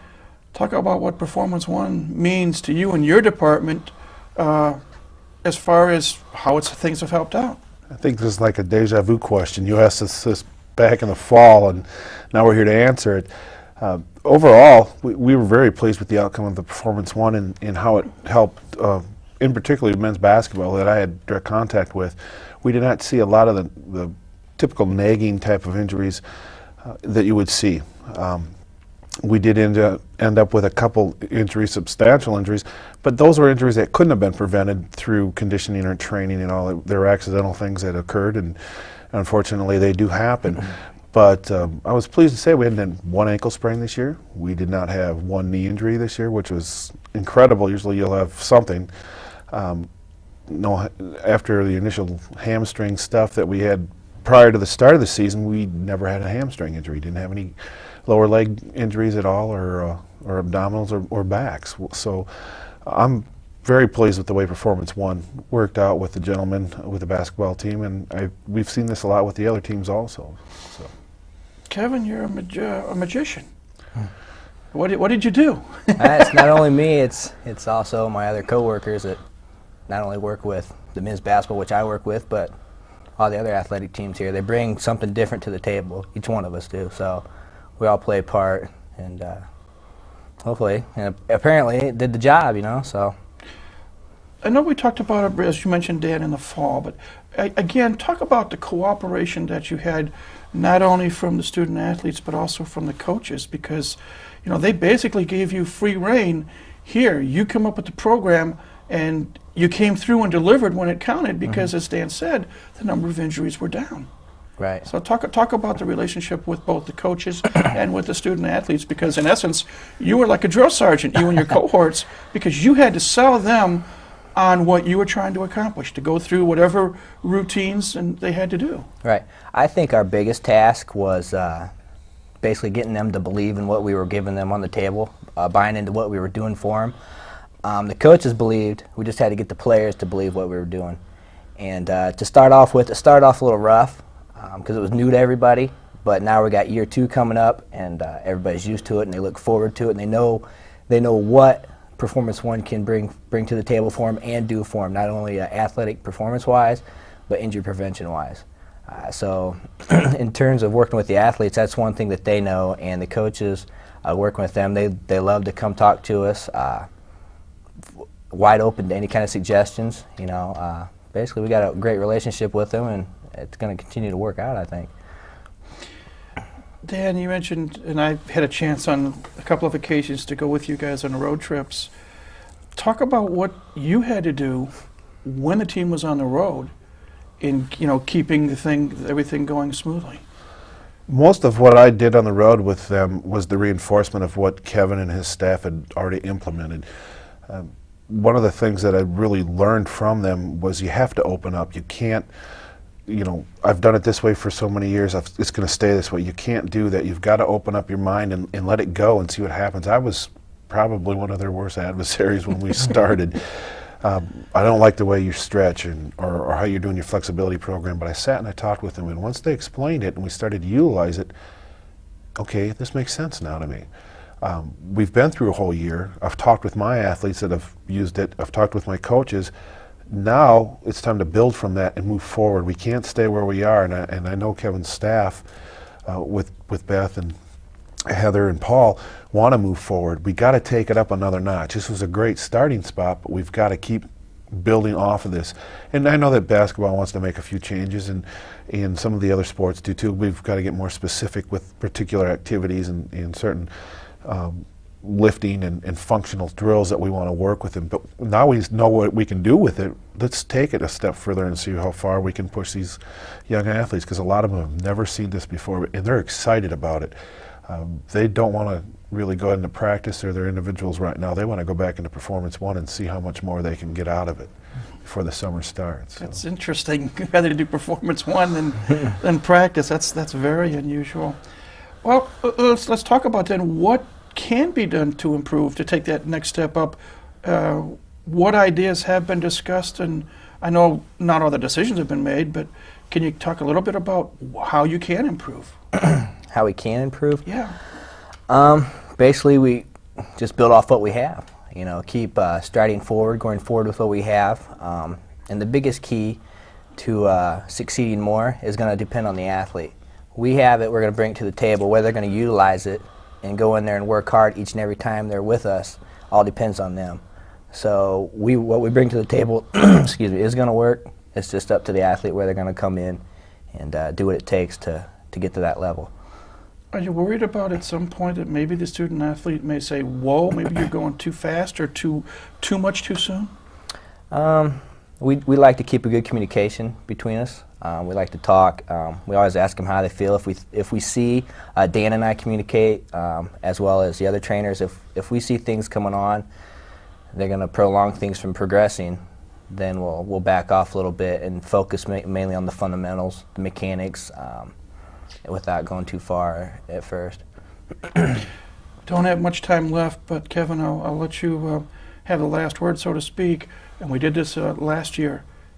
The general public can take advantage of Performance 1 as well. Yes, they can. So a little bit different situation. Is there a phone number that anyone watching this program, if they're interested, can get in touch with you or anyone on your staff? If they're interested, they can call us at 260-484-8900 and ask for either myself, Paul, Beth, or Heather, and we'll be glad to help you out with any kind of questions or concerns you have. Is there a website? It's www.ortho Annie.com. So. Well, again, congratulations. You've got the magic wand going, and I know Dan and his staff are happy, and I think the coaches are happy, and the student athletes are happy because not many of them were laid up. There were some, as you said, but not many of them were laid up, and it's a nice improvement. And I know something that we briefly talked about before, and we'll talk about down the road again. They're only here for 4 or 5 years tops, but what you're doing can prepare them for the rest of their life. So. Again, thanks to both of you for coming in and bailing me out. You know what I'm talking about. But continue keeping up the good work and keep our athletes healthy. Thank you. Thank you. We've been chatting with Dan Fox, the head athletic trainer here at IPFW, and Kevin Craner from Performance One. We'll take a break and then go in a slightly different direction as we're going to talk about the upcoming health fair that'll take place here at IPFW next week. But that conversation will take place when Mastodon Spotlight continues in just a moment. That boat was all right. You know, if she continues to spill product at a rate of 3 per hour, unit cost, say 60 cents. Factor in breakage, downtime, lost sales, you're looking at $2,400 a month.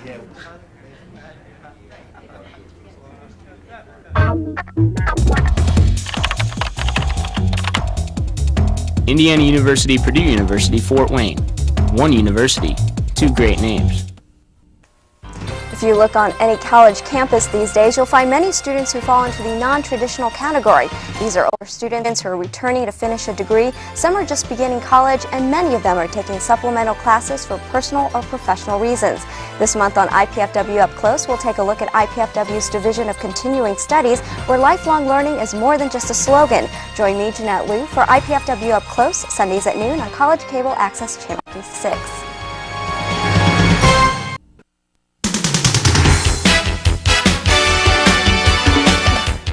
Welcome back to Mastodon Spotlight.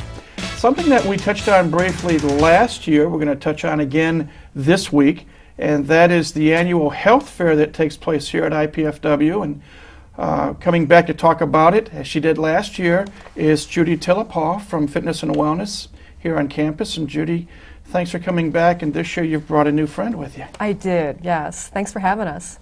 And your friend is? This is Colleen DeLong. She's on our health fair committee and has done loads of work on helping us prepare for all the fair festivities. 15th annual health fair. It's a lot of years. Yes. How did the health fair evolve in the first place? Well, originally we wanted to offer something that would bring more awareness, more education to the campus community of how people can take care of themselves better and how they can do various things to enhance their quality of life. So they started out with just a dozen or so display tables, and now next week, March 24th, we'll have over 100 display tables. Now, where will the fair take place? It's going to be at the IPFW WALP Student Union. Okay, and you said it's just a one-day event. Just a one-day event, yes. But it's next Wednesday, March 24th, from 9 in the morning until 3 in the afternoon. Tell us about who you have coming and what you have and what other organizations will be represented and so forth. The main attraction is the health screenings. We have a number of health screenings that people can come and take so they can learn more about their health. We have body fat and blood pressure and blood sugar and height and weight and body mass index. We have a number of mental health screenings like depression and gambling and eating disorders, and we also have bone density. The list goes on and on. We have over 25 various health screenings that people can take so they can learn more about their health. In addition to all the health screenings, we have a number of learning activities that people can enjoy. And some new ones this year is Roots is going to be there to offer us ideas of what we can do outside for health and fitness. Skiing's not a bad idea. Yeah, there you go. Obviously, you're talking about from the medical aspect. How would you be able to get, I'm assuming, doctors and nurses to come on board? How are you able to do that? Just say, hey, come on over and help us out, and we'll help you out, or? We offered an invitation, and very, very easily they had an interest in coming. It wasn't any twisted arm situation. I think there's a high interest in the health fair committee to help individuals for sure to learn more about their health and also raise more awareness of what they have available for people to use. So we have Lutheran Hospital coming, and DuPont and Parkview and the YM and the YW, just a number of healthcare, fitness, businesses, organizations coming to help people with their health. Colleen, we'll put you on the spot. Off air, you said Judy shanghaied you into coming in. Just exactly what do you do as far as helping to put this all together? How are you helping Judy out? Well, this year, Judy asked me to be chair of the food committee. So I have been the one to recruit area businesses of getting us healthy food, whether they donate it or whether we're going to be purchasing it. And we have a lot of wonderful vendors in town. Can I say who they are? Yes, please do. Okay. Sam's Club has given us a $25 gift certificate, so we'll buy a number of healthy things to use at the fair. Myers has also given us a $25 gift card that hopefully we'll buy veggies and healthy items from them as well. A number of area businesses have given us gift certificates for the drawings and that type of thing. So they've been very accommodating. What is classified as healthy foods in a nutshell? Not low fat, low carb, just healthy as far as fruits and vegetables, chicken, fish, that type of thing. Foods that are not just calories, foods that can definitely offer us vitamins and minerals and nutrients for us to... So no hot dogs or hamburgers, Yeah. steaks or any of that good Yeah. stuff that I like to eat. Oh. I think one thing also you'd like to do is talk about the special guest that you're going to have here at the fair. Yes, we were very, very happy that Bill Poling is going to be our special guest at the health fair. He'll arrive over the noon hour and provide a talk on building winners. He'll be center stage. Now, I know we talked about this last year, but I'll bring it up again this year. There's no cost to attend the health fair, right? But there might be some minimal cost due to some of the testing that will be available. Can you talk about that briefly? Sure. Most all the screenings are free. There's just 4 or 5 that have a cost to them, like bone density screening. We're offering it free to everybody over 40. People under 40, there's just a $15 fee. And for the blood health profile screening, that is a wonderful, wonderful screening for people to get information on their cholesterol and HDL and LDL and blood sugar. That's $28. Okay, and that's a huge, huge savings compared to what you might have to pay if you, out of your pocket and went to physician's office.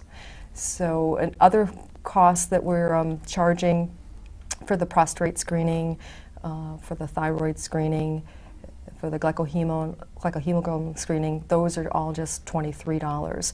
And that's all that we're charging. Everything, all the other screenings that we're offering are free. Real briefly, we're almost out of time. Colleen is holding a little football. And on that football, ready to quit the Great American Smokeout, I can't see. But again, also another way to try to educate the public. Athletics in the form of the football, but don't smoke, don't get lung cancer, thanks to our friends at the American Cancer Society. Yeah, and we will be definitely talking and offering information to people at the fair on how to kick the tobacco habit, and just like we'll be offering information on a number of other habits that can harmful to our health, and we want to help people kick the habits. Again, it's next Wednesday, March 24th, from 9 in the morning till 3 in the afternoon at the Walb Student Union here on campus. And real briefly, anyone who may have any questions prior to the fair, a phone number they can get in touch with you. 481-6647 or 481-5748. Okay, 481-6647 or 481-5748. Judy, Colleen, thank you for coming in. I hope everything goes well. Hope you're going to see a lot of people, and hopefully a lot of people that do come will get educated and get a better idea of exactly where they stand from a health standpoint. But thanks for coming in and talking about next week's 15th Annual Health Fair. Thanks, Mike.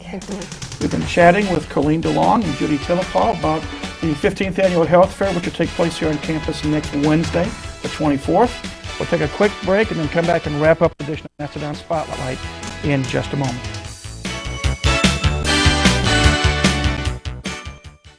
Do you have everything you need? Paper, pencils? We only ask that you do your best. And make you a snack.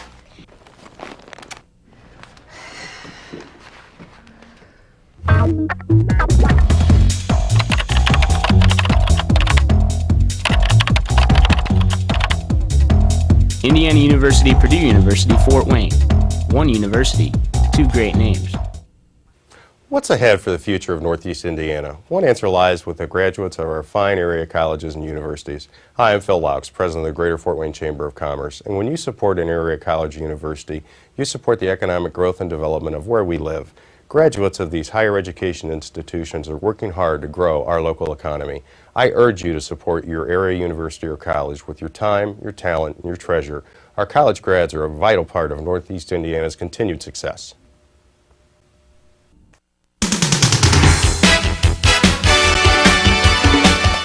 Welcome back to Mastodon Spotlight. We hope you enjoyed our conversations with Judy Tillipal and Colleen DeLong talking about the upcoming health fair. Again, the 15th Annual Health Fair going to take place next Wednesday, the 24th, in the WAB Student Union Building between the hours of 9 a.m. and 3 p.m. Bill Polian, president of the Indianapolis Colts, will be the featured speaker. So if you can, come on out to that. Also want to thank Dan Fox and Kevin Craner for talking about the reduced number of injuries here at IPFW. And when you have fewer injuries, that always makes the coaches and the student athletes happier and hopefully make it into better performances as well. Well, that's about it for this week's edition of the program. As always, we thank you, the viewer, for tuning in to see what's going on with IPFW athletics. We invite you to come back again next week. We hope to have head baseball coach Billy Gernon visiting us. Again, weather permitting, they'll have a few more games to be played, and he'll tell us what's going on with IPFW baseball. But that's on next week's program. And until next week, for all our coaches and our student athletes and our sponsor, Ryan Steakhouse, this is Mike Maas saying, have a great week and go Dons.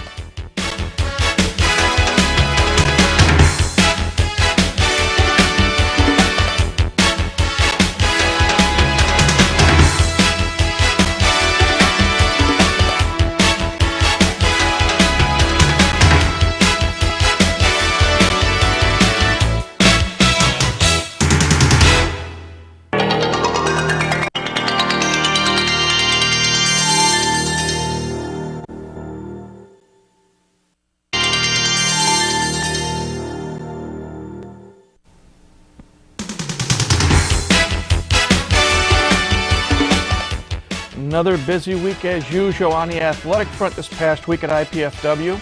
On this week's edition of Mastodon Spotlight, we'll take a look at what happened with baseball and men's and women's tennis and men's volleyball. And we had promised you last week we hope to have Billy Gernon, the head baseball coach, on. Billy can't make it, but in his place, we're going to visit with head softball coach Keith Fisher to talk about women's softball. That and more on Mastodon Spotlight. Please stay tuned. It's coming up next right here on College 56 Sports.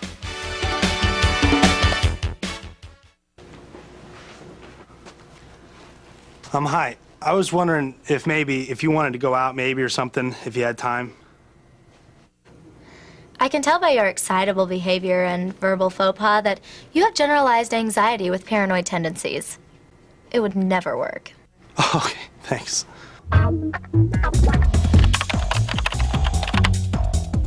Indiana University, Purdue University, Fort Wayne. One university, two great names.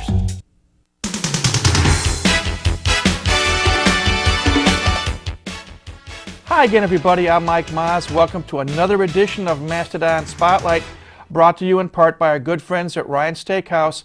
David Kennedy and the gang always doing well. They like to support IPFW athletics. They're located on North Clinton Street across from Scott's Foods. Well, as I said a moment ago, as usual, busy week. It seems every week is a busy week here at IPFW on the athletic front. And as is our custom, let's take a few moments to look back and see what transpired on the athletic fields. We start with baseball. Coach Billy Gernon's squad was supposed to take on Butler University from the Horizon League in a pair of doubleheaders on Saturday and Sunday. Saturday, they were able to get the 2 games in. In Game 1, the Mastodons won 5-3 as they cranked out 7 hits.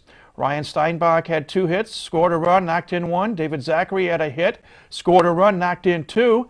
And Ryan Keena added a hit and an RBI as well. Jason Horvath got his first win of the year. He's now 1-4. And at that point, the team's record was 5-10. In Game 2, the outcome not as good for IPFW as the Bulldogs came from behind to defeat IPFW by a score of 7-3. And big 5-run inning for Butler did the Dons in. Ryan Steinbach again had a hit, scored 2 runs. Eric Lambert had an RBI hit, as did Damian Freeman. Casey Rohan went 4 2/3 innings, suffered the loss. He's now 1-2. Team record is 5 wins and 11 defeats.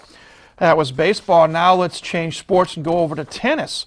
Coach Eric Burns' men's tennis team traveled to East Lansing, Michigan last Saturday to take on the Michigan State Spartans. Unfortunately, the news not good. They lost the match 7-0. And at that point, they dropped to an even record of 7 wins and 7 defeats. Then on Sunday at the Warsaw Racquet Club, IPFW entertained Butler. And again, the outcome not good. Mastodons dropped a 7-0 decision to the Bulldogs. And at this point, the men's tennis team has a record of 7 wins and 8 defeats. From the men's tennis team, we go to the women's tennis team. Again, Coach Burns' team had 1 match last week. It was a home match on Friday, home being, in this case, the Warsaw Racquet Club, where they took on the Butler Bulldogs. And the outcome, Butler 6, IPFW 1. The lone Mastodon win, freshman Liesl Bartolheim, if I get my tongue untied, freshman out of Northrop High School, won at number 5 singles by scores of 6-4, 6-4. The women's team right now has a record of 7-12. From tennis, we turn to volleyball. Coach Arnie Ball's Volley Dons finishing up their long trip to Southern California. And they had 3 matches in the past week, all against top 10 teams. On Wednesday night, they took on 4th-ranked Cal State Northridge. And they lost that match 3-1. Scores were 30-28, 16-30, 24-30, and 17-30. Matt Zimszewski had 21 kills and 4 digs. Mike Dyga, 7 kills, 7 block assists. Freshman Cristiano Moriera, 7 kills and 6 digs. And junior setter Dennis Santiago, 39 assists and 5 digs. That was on Wednesday night. Then at Friday, they went to Long Beach State, played in a little tournament, took on the Anteaters of UC Irvine. And this one they lost in 3 games, 3-0. Scores were 23-30, 20-30, 20-30. Zimszewski had 14 kills and 9 digs. Mitch Dreisbach out of Mishawaka had 6 kills and 2 digs. Mike Dyga from Columbus, Ohio had 5 kills, 4 block assists. And Dennis Santiago had 28 assists and 3 digs. And then on Saturday night, they finished a long trip taking on number 2 ranked Long Beach State. And a quite competitive match. The Dons lost it in 4. They lost the first set 30-21, second set 30-16, 1/3 set 32-30, and they were in the 4th set. And critical call at 27-all gave Long Beach the lead, and 49ers went on to win 30-27 in Game 4. Matt Zimszewski, 28 kills, 5 digs. Mitch Dreisbach, 9 kills, 2 digs. Sardar Sikcha, 5 kills, 6 block assists. And Dennis Santiago, 43 assists and 8 digs. As we're taping this show, the Volley Dons are ranked 8th in the country. They have a record of 10-6. Talking to a couple of the coaches, we think they may drop to maybe 10th or 11th, but we'll know that later in the week. But a tough road trip, and you can hear more about the trip if you tune into the Arnie Ball Show here on Channel 56. Well, that's what happened during the week. I want to make one other note. Softball had 3 doubleheaders scheduled, but due to Mother Nature, all 3 of them were either postponed or canceled, so they haven't played since they came back from Florida. When we come back, we're going to visit with head coach Keith Fisher and talk about the first 20 games of the women's softball season, but that conversation will take place when Mastodon Spotlight returns in just a moment. That boat was all right. You know, if she continues to spill product at a rate of 3 per hour, unit cost, say 60 cents. Factor in breakage, downtime, lost sales, you're looking at $2,400 a month.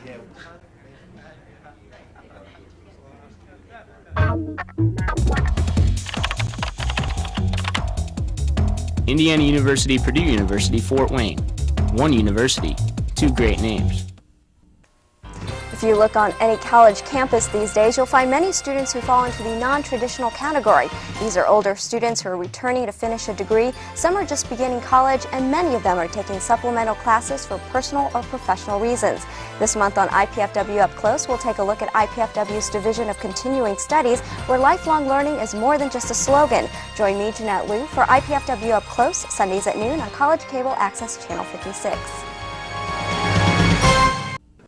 What's ahead for the future of Northeast Indiana? One answer lies with the graduates of our fine area colleges and universities. Hi, I'm Phil Laux, president of the Greater Fort Wayne Chamber of Commerce. And when you support an area college or university, you support the economic growth and development of where we live. Graduates of these higher education institutions are working hard to grow our local economy. I urge you to support your area university or college with your time, your talent, and your treasure. Our college grads are a vital part of Northeast Indiana's continued success.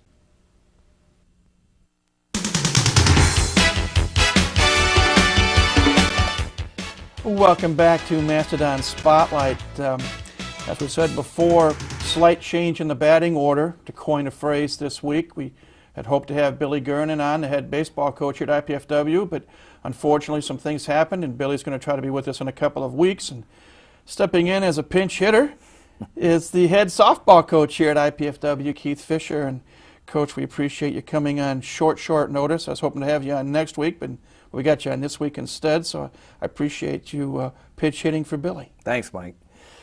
Women's softball, it's been interesting so far. If one looks at the one-loss record and they see 2 wins and 18 losses, they're thinking, what the heck's going on? But as we're going to find out in the next few minutes, 2 and 18, sometimes numbers lie, because your team has been involved in a number of close games where it just seems like the breaks have gone the other way. Seems that way, Mike. You know, it's still you want to have those W's instead of those L's. We took off, went to Tennessee Martin, played 5 games, played except one game. We played 5 really close games. Went some extra innings. When you play in tournament games, after 7 innings, they play an international tiebreaker, where you don't play, you put a runner at second base, you start that way with no outs, and each team gets an opportunity to do that. And unfortunately, we come out on the short end of the stick on the game against, I believe it was against St. Louis. But the rest of the outing was a good outing, except we didn't win, and we came home 0-5, and so we regrouped, went to South Carolina.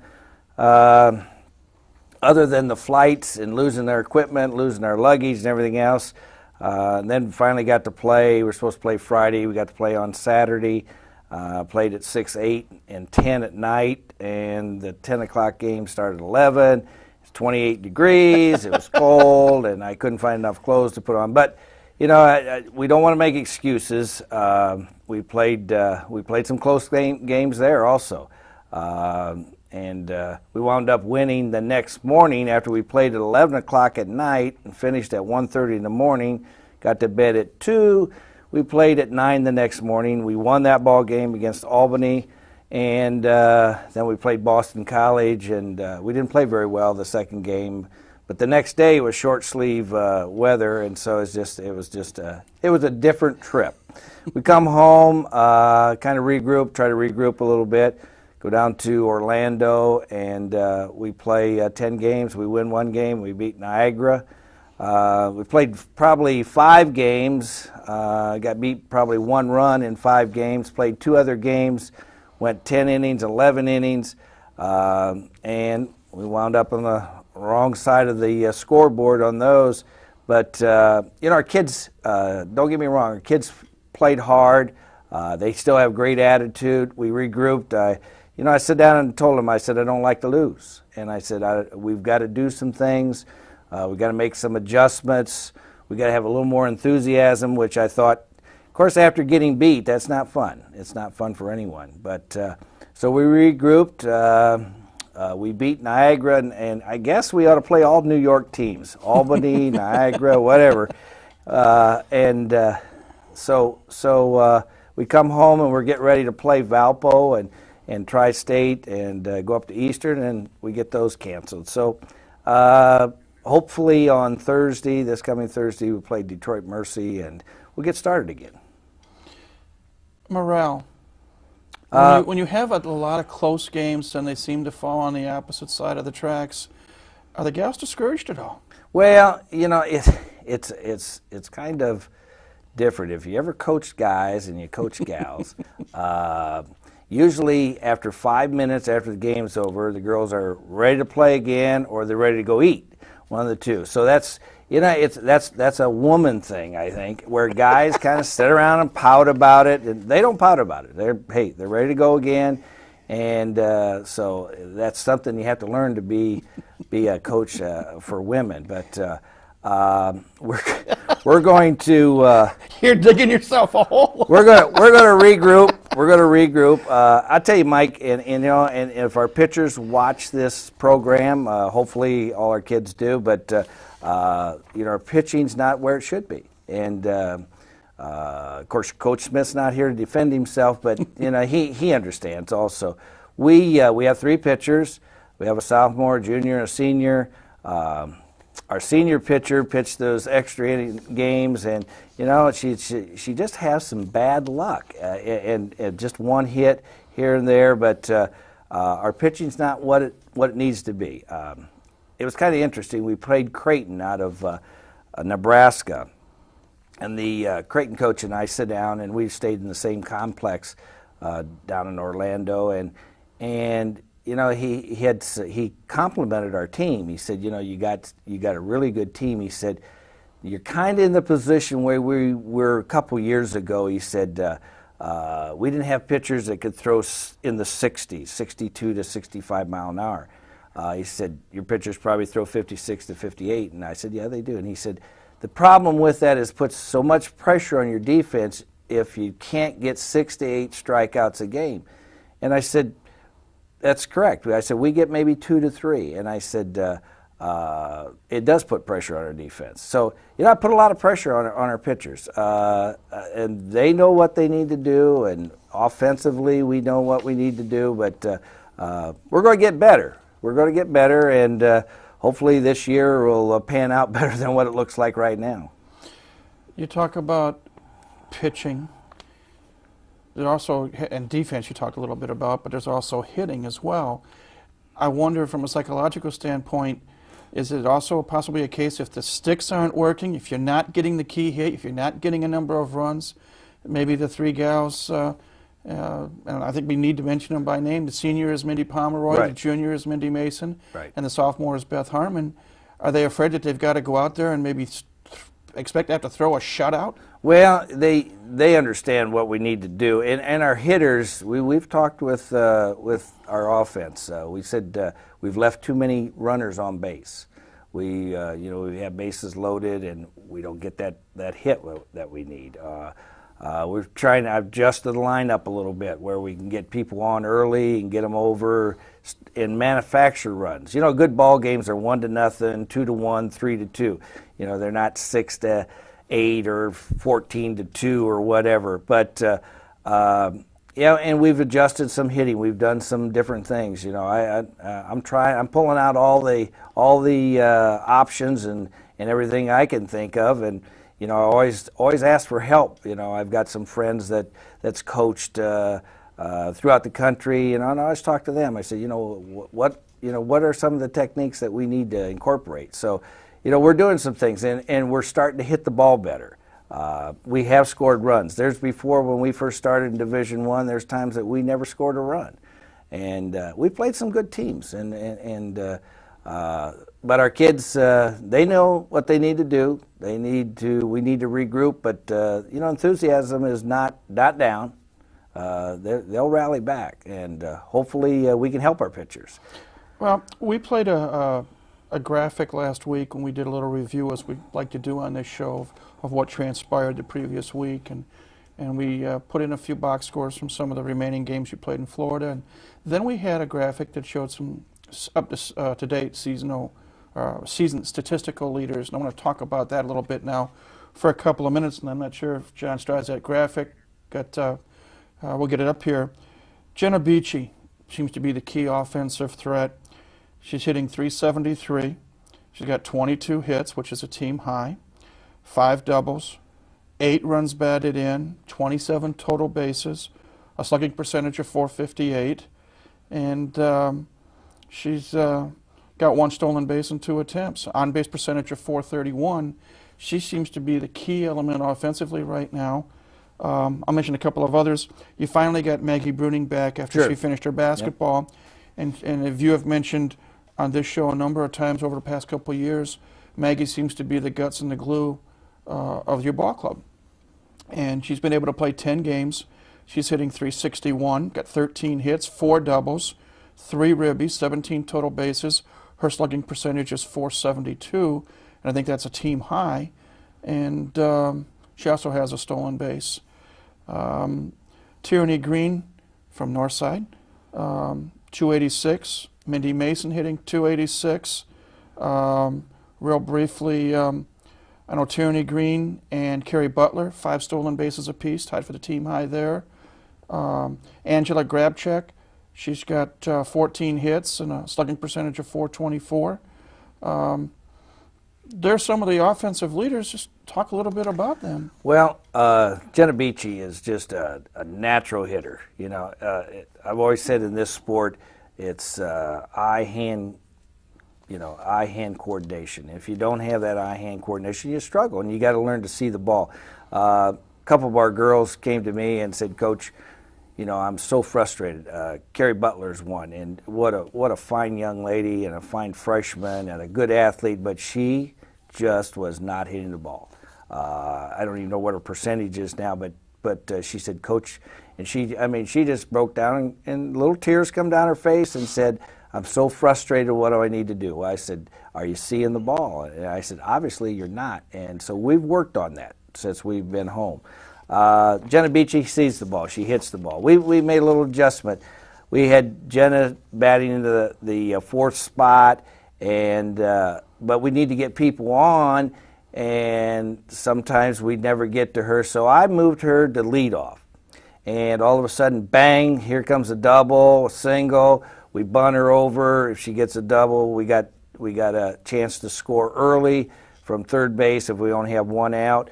Or we bunt her over, we got a chance then. So I've made some adjustments, some changes. Maggie's back with us.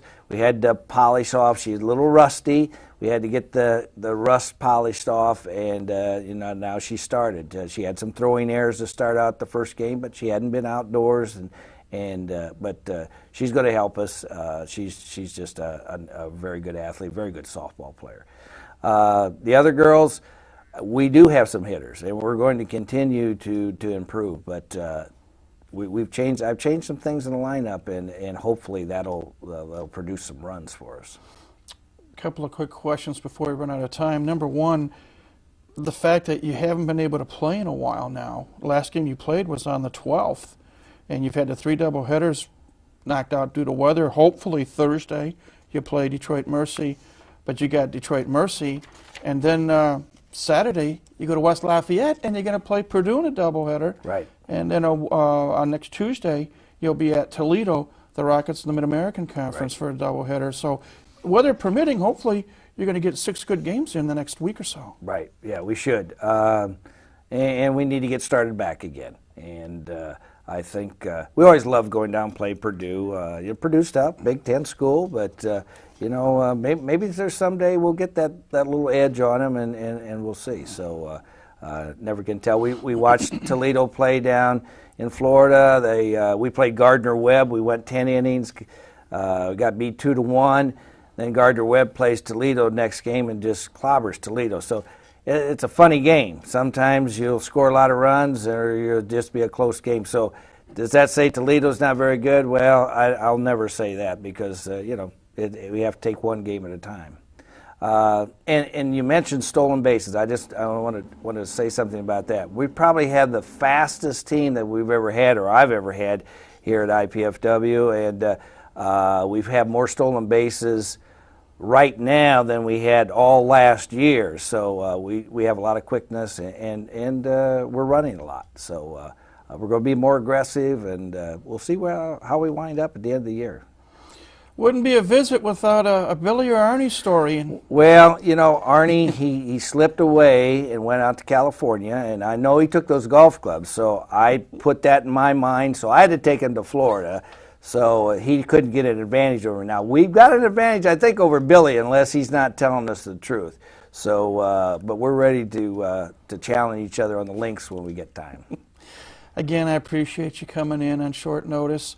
Hopefully things will get better in terms of the W's, and these gals will respond to the changes that you and your staff want to implement. But good luck, and weather permitting, you'll get 6 ball games in the next several days and turn things in a positive manner. Thanks, Mike. We've been chatting with Keith Fisher, the head softball coach here at IPFW. We'll take a break and then come back and wrap up this edition of Mastodon Spotlight in just a moment. Do you have everything you need? Paper, pencils? We only ask that you do your best. And make you a snack.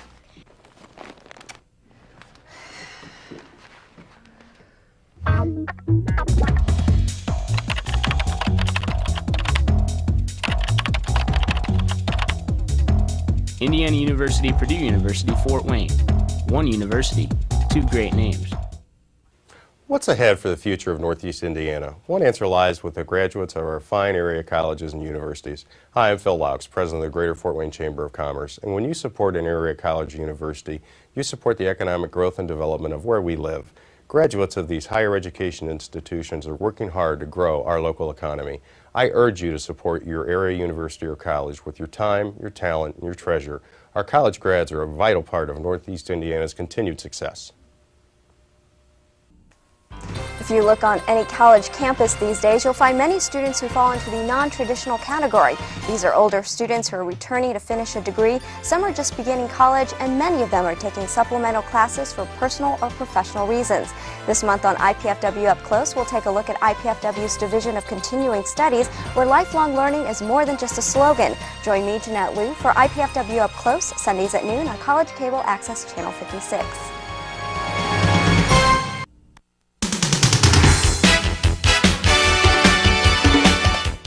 Welcome back to Mastodon Spotlight. Hope you enjoyed our conversation with Keith Fisher. I know it's frustrating for any coach not to have his team winning more games than they lose, but Coach Fisher and his staff are working hard, and hopefully the results will change here in the coming weeks. Well, again, another busy week on tap this week with IPFW Athletics. Let's take a look and see what's going to happen. Mother Nature cooperating. This show, if you're watching it on Wednesday night, weather permitting earlier, the baseball team hopefully will have entertained Central Michigan, and we'll let you know how that turned out on next week's program.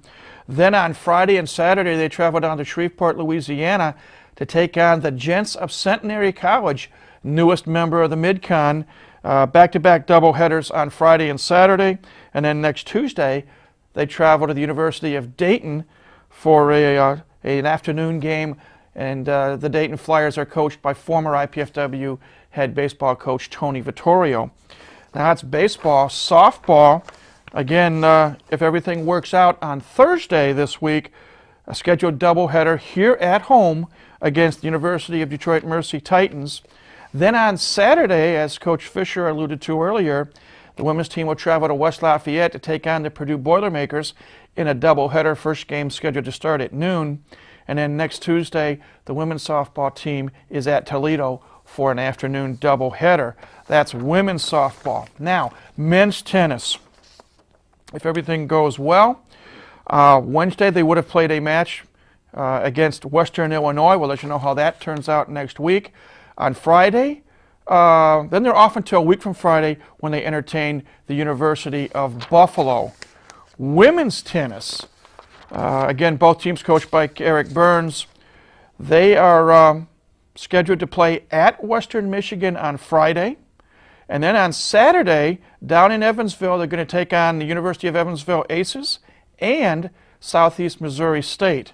And so we wish the women's team well on their trip. Track and field. Coach Mike Frucci's women's track and field team has a match coming up this weekend, Friday and Saturday, the Purdue Invitational over in West Lafayette. And we wish the team well.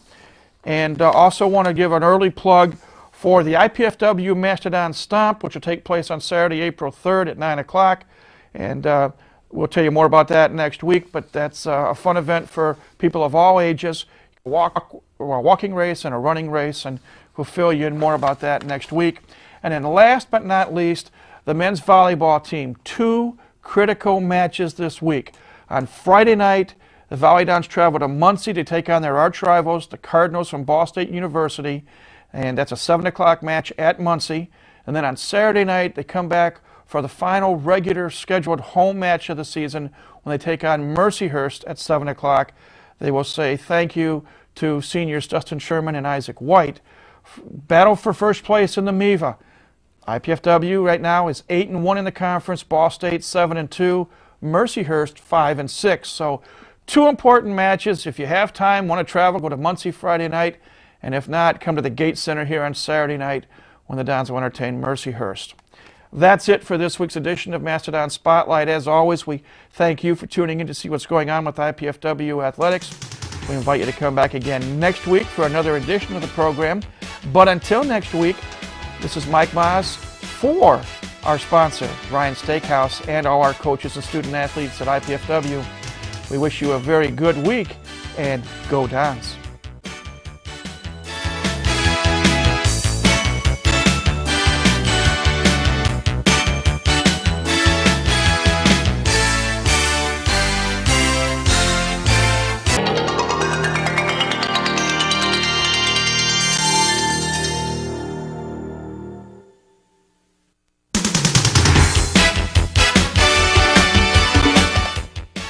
IPFW took part on the baseball diamond, the softball diamond, the golf course, the tennis court, the volleyball court, and track and field this past week. Stay tuned. Coming up next on Mastodon Spotlight, we'll tell you what happened in all of those sports, and we'll visit with head tennis coach Eric Burns. Again, our show is Mastodon Spotlight. Please stay tuned. It's coming up next right here on College 56 Sports. That vote was all right. You know, if she continues to spill product at a rate of 3 per hour, unit cost, say 60 cents. Factor in breakage, downtime, lost sales, you're looking at $2,400 a month.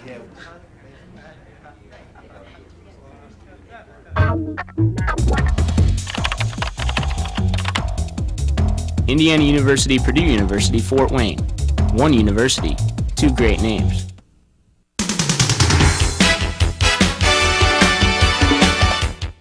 Hi again, everybody. I'm Mike Miles. Welcome to another edition of Mastodon Spotlight, brought to you in part by our good friends at Ryan Steakhouse, located on North Coliseum Boulevard, across from Scott's Foods. A lot of action this past week. Let's get right to it. We start with baseball. Coach Billy Gurn and squad traveled to Shreveport, Louisiana to take on the Gents of Centenary College, newest members of the Mid-Con. Doubleheader on Friday. Game 1, Centenary shut out IPFW 7-0. Eric Lambert, Dustin Freeman had 2 hits apiece, and all 8 hits altogether by IPFW, but they could not get any runs across the plate. Jason Horvath suffered the loss. He's now 1-5. Again, game 1, 7-0 Centenary. Game 2 of the doubleheader also went to Centenary. Closer game. This was a score of 6-5, and Dustin Freeman had 3 hits, scored 3 runs. Ryan Steinbach, 2 hits, drove in a couple of runs. Caleb Smith had a hit and an RBI, and in relief, Adam Ferris suffered the loss. He's now 0-2. That was Friday night. Then on Saturday night, another doubleheader. Game 1, Centenary won their 3rd in a row, 9-8. Caleb Smith, 2 hits, scored a run. Dustin Freeman had a hit, knocked in 1 run and scored a pair. I'll get it right here. Brandon Armstrong had an RBI base hit, and in relief, Keegan Laycock suffered his 2nd loss of the year. Then in the final game of the series, IPFW got their sticks together, hit 14 hits in all, and they defeated Centenary 13-7. Eric Lambert, 3 hits, scored 2 runs, knocked in 4. Matt Hagedorn, 2 hits, scored a run, knocked in a pair. Brandon Armstrong had a 3 RBI base hit, and he scored a run as well. And David Zachary evened his record at 2-2 with the victory. Billy Gurdon's squad now stands 6 wins and 14 defeats. Now, from baseball, we talk to golf. Coach Jeff Marsh's squad, brand new squad, played in their second ever tournament down at Eastern Kentucky over the weekend, 54-hole event, and they came in 14th place, had a 54-hole score of 944. First round was 311, second round 315, third round 318. Leading the way for the Dons, Patrick Floria had a 54-hole score of 234. As you see there, 78, 76, 80. Chad Wilson, 239. Matt Fry, 240. Andy Campbell, 242. And Randy Smith, 243. Good experience for the IPFW men's golf team. From the golf course, let's go to the softball diamond. Coach Keith Fisher's squad had a number of doubleheaders postponed because of weather. We talked about that last week on the show. But they did get a doubleheader in against University of Detroit Mercy. In Game 1, UDM came from behind, defeated the Mastodons 3-1. Jenna Beachy had 2 hits. Maggie Bruning had a hit, scored a run. And Beth Harmon, the losing pitcher, she's now 1-8. Again, Game 1, 3-1. Game 2, good news for IPFW. A come from behind, bottom of the 7th inning, 1-out solo home run by Jenna Beachy proved to be the difference. IPFW won 2-1. Again, Jenna Beachy had the game-winning home run. Maggie Bruning had 3 hits. Mindy Pomeroy went the distance, got the win. She's now 1-4. Then on Saturday, the team traveled to West Lafayette to take on the Purdue Boilermakers of the Big Ten. News not as good. Game 1, Purdue wins 8-2. IPFW held hitless. They did score a pair of runs on an error. Mindy Pomeroy suffered a loss. She's 1-5. In Game 2, close ball game. IPFW came out on the short end, 2-0. Maggie Bruning was able to get the only base hit of the day for IPFW in that game. 17 Mastodons struck out. That's a school record for Purdue. Beth Harmon, tough luck loss. She's now 1-9. Team record now 3 wins and 21 defeats. Now, from softball, let's go to track and field. Again, a lot of records being set this past weekend at the Purdue Invitational. 4 records set. Ashley Ritchie, the freshman from Leo High School, set a new record in the 10,000-meter run on Friday. Her time was 38 minutes, 27.89 seconds. Ritchie came back Saturday in the 5,000 meters, new school record, 18:36.60. Lauren Simpson set a record in the 1,500-meter run, 4 minutes, 52 seconds flat. And Nicole Crone set a record in the hammer throw, throwing the hammer 40.28 meters. That's track and field. Now, let's go to volleyball. 2 big matches for the Volley Dons last weekend. Friday night, they took on the Ball State Cardinals down in Muncie. Ball State had handed IPFW their only MIA defeat up to this point. Nice crowd from IPFW made the trip to Muncie. But unfortunately, the final result, not so good. IPFW won the match. They won game 1, 30-28.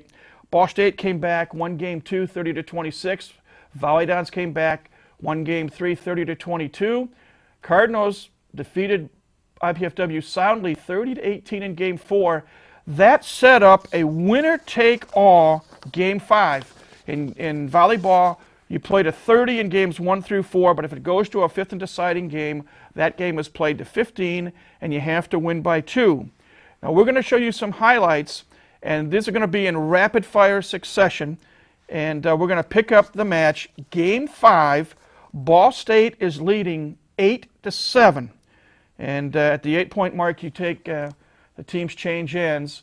Ball State is going to win this point as Matt Zubchewski hit it wide. 9-7, IPFW called a timeout. Ball State serving again, and this time Zubchewski is going to get the point.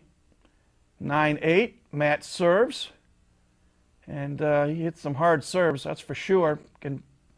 Dons tie it up at 9-9. IPFW in the blue, Ball State in the white. Zubchewski's serving. And Andrew Braley is going to come in and get the winning point. Good dig there. And Ball State came into this match trailing IPFW by 1 game. 10-9, and this time Ball State calls timeout, and you can see the Brain Trust, Dennis Johnson, Mark Franke, Arnie Ball discussing strategy. There's the Braley kill. I was 1 point ahead of myself, so we're tied at 10. Ball State serving.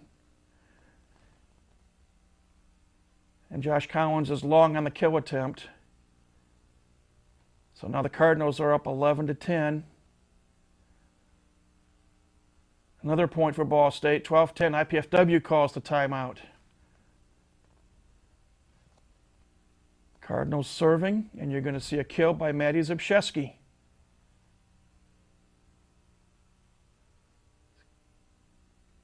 Good dig there. There's Maddie with the kill. Ball State's not going to be able to return it this way. IPFW serving. Good block at the net. Sardar Sikcha. We're tied at 12. Ball State calls a timeout. Here we go.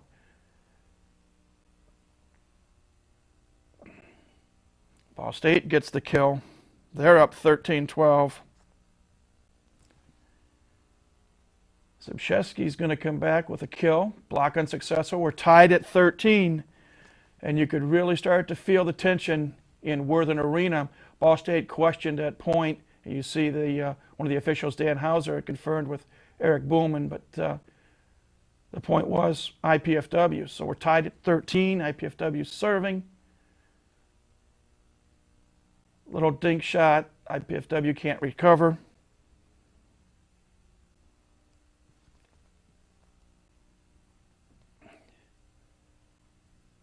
Good dig there by Ball State. Good block at the net. Ball State loses that point.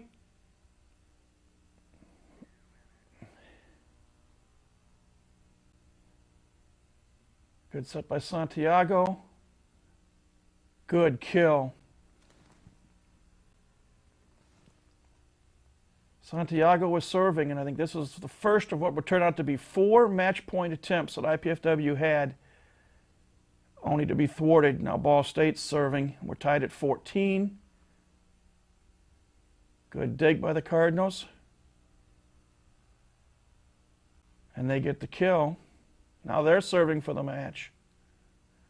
And as it turns out, Cardinals had 5 match points. Don staved it off there. We're tied at 15.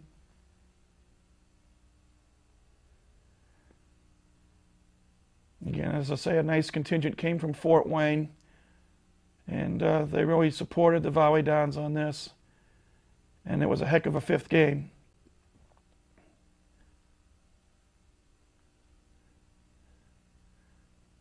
Neither team wanted to lose. Ball State serving.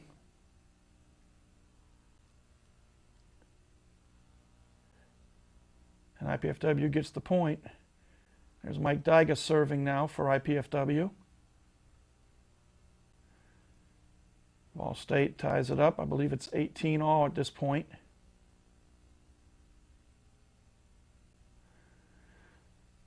And this was the final time IPFW, I think it's 19-18. They tie it. Ball State ties it up. And there's a hitting error. Now here's match point number 5.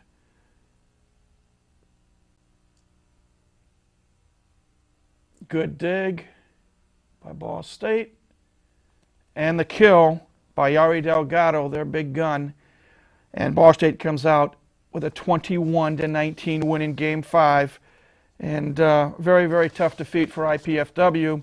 But they rebounded on Saturday night. I want one quick mention. Maddie Zubchewski had 30 kills for IPFW in the match against Ball State. Saturday night, they came back home, had the regular season finale against Mercyhurst College out of Pennsylvania. And the Mastodons won the match by scores of 30-24, 30-26, and 30-22.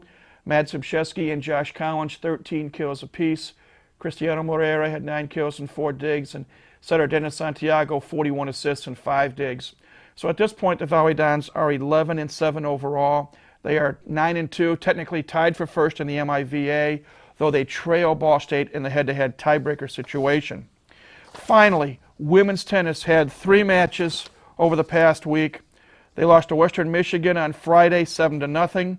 On Saturday, they lost to Evansville, 6-1. Lisa Butterheim got the only win at number 5 singles, but they rebounded later in the day to defeat Southeast Missouri State 7-0, winning every match. The team record is 8-14. When we come back from this break, we'll talk more about those matches and about the seasons for both men's and women's tennis with head coach Eric Burns. So please stay with us. Mastodon Spotlight returns in just a moment. Mom, Dad, you know we love kids, and I've made a decision that will totally change my life. Cameron's too. It's a huge responsibility, leading someone into, who knows, communication or science or math.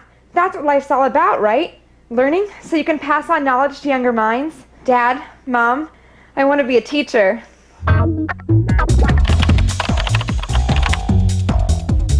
Indiana University, Purdue University, Fort Wayne. One university, 2 great names.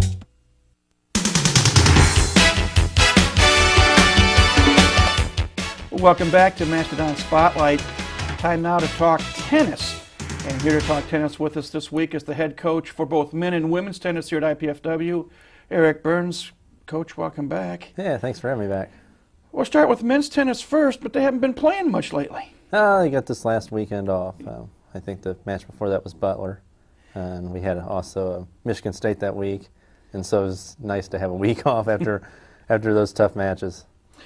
As we speak, the men's team has a record of 7-8. Yeah. And you're getting ready to get into the heart of the Mid-American Conference season. Yeah. Talk about the progress of the men's team so far.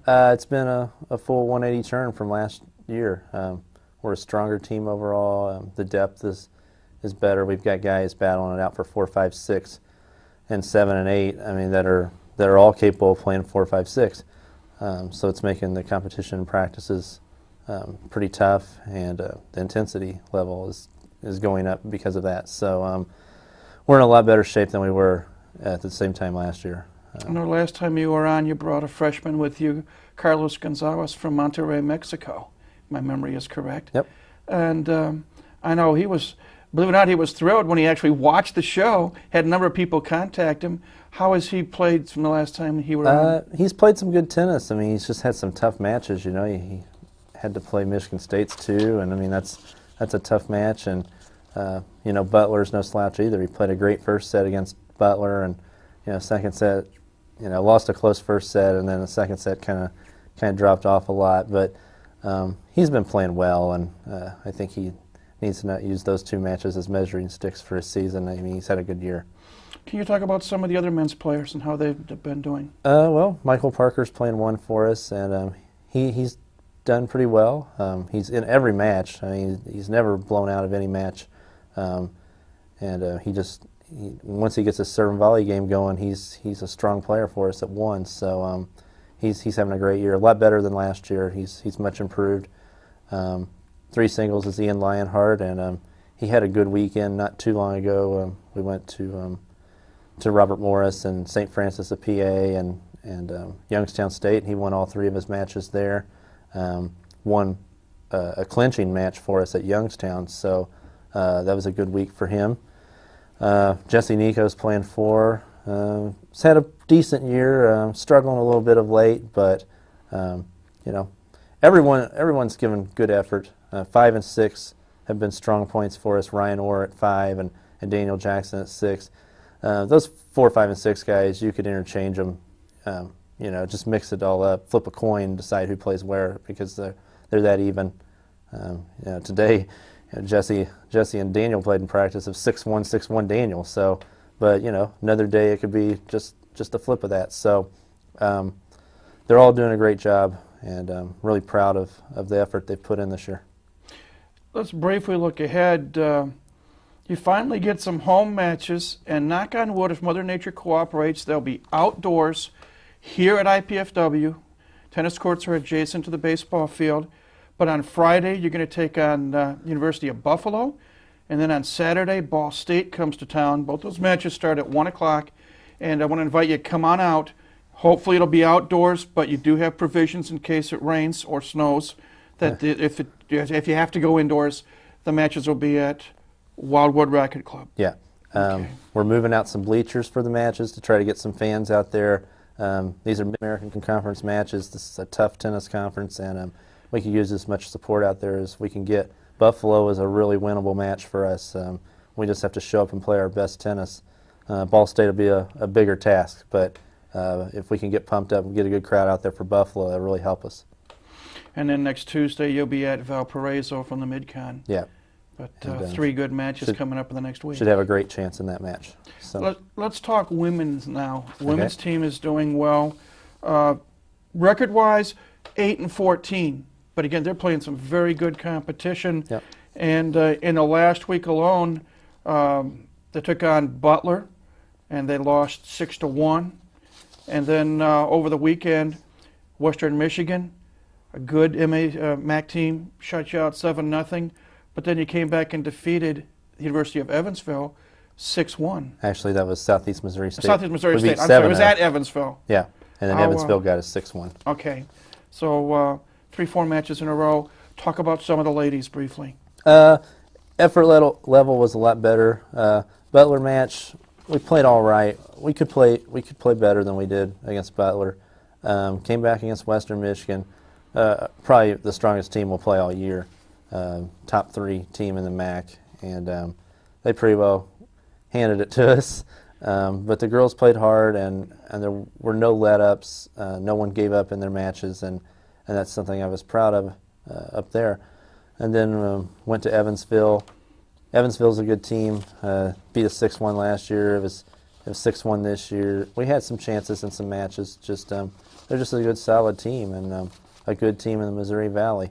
And then turned around, finally got the monkey off our back in the spring here, and got our first win over Southeast Missouri State, who's a little inexperienced and just trying to get their program built back up. But nevertheless, a good win for us. They had some good players, and we had a couple of close sets, and we pulled through. And I just think matches like that will help our confidence in the long run. We've got to get tougher mentally and just stronger out there. We get too down on ourselves. Real briefly, I think, and correct me if I'm wrong, perhaps the biggest highlight has been the play of freshman Lisa Bartelheim from Northrop High School. Yeah, she's done a great job. I'm playing 4 and 5 this year. And that's what, I expected that with her coming in. Thought, play her a little bit lower in the lineup freshman year, and she should be pretty successful, and she's had a great year for us, and has really battled and fought hard out there. So I'm really proud of her effort, and I'm proud of everyone's effort, but she's definitely had a good year. Real briefly, we're almost out of time. Up ahead, in fact, it's funny because the women's season is coming to a close quicker than what I think anyone thought. On April the 7th, you're going to take on both Western Illinois and Bradley at Bradley. And then on Friday the 9th, you're going to be at IUPUI. Yep. And then believe it or not, the women's season ends the weekend of April 16th, 17th, and 18th. But what a place to end it. Corpus Christi, Texas, off the shore. Yeah. Off of Mexico, the National Independent Tournament. A quick thought on the upcoming matches. Well, 2 really winnable matches, I believe, at Bradley, with Bradley and Western Illinois. We've beaten Western Illinois once this year, played them in the fall, beat them 6-1. Nothing's a given. We've got to show up and play good tennis and not be afraid out there. We've got to be confident. Second match with Bradley will be a tougher one.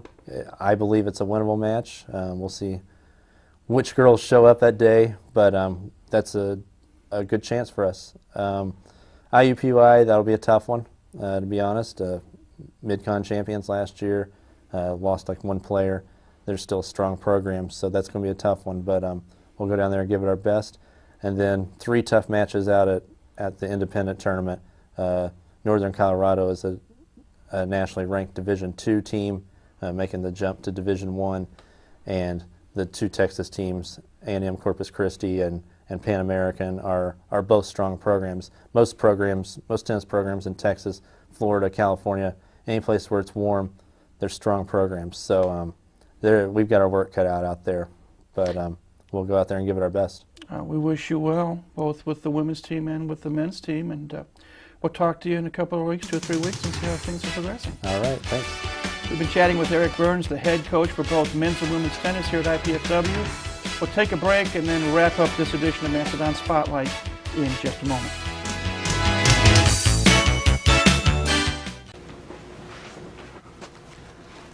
Hi. I was wondering if you wanted to go out maybe or something, if you had time.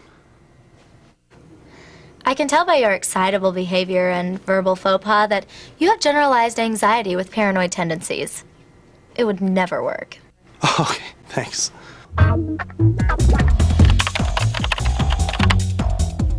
Indiana University, Purdue University, Fort Wayne.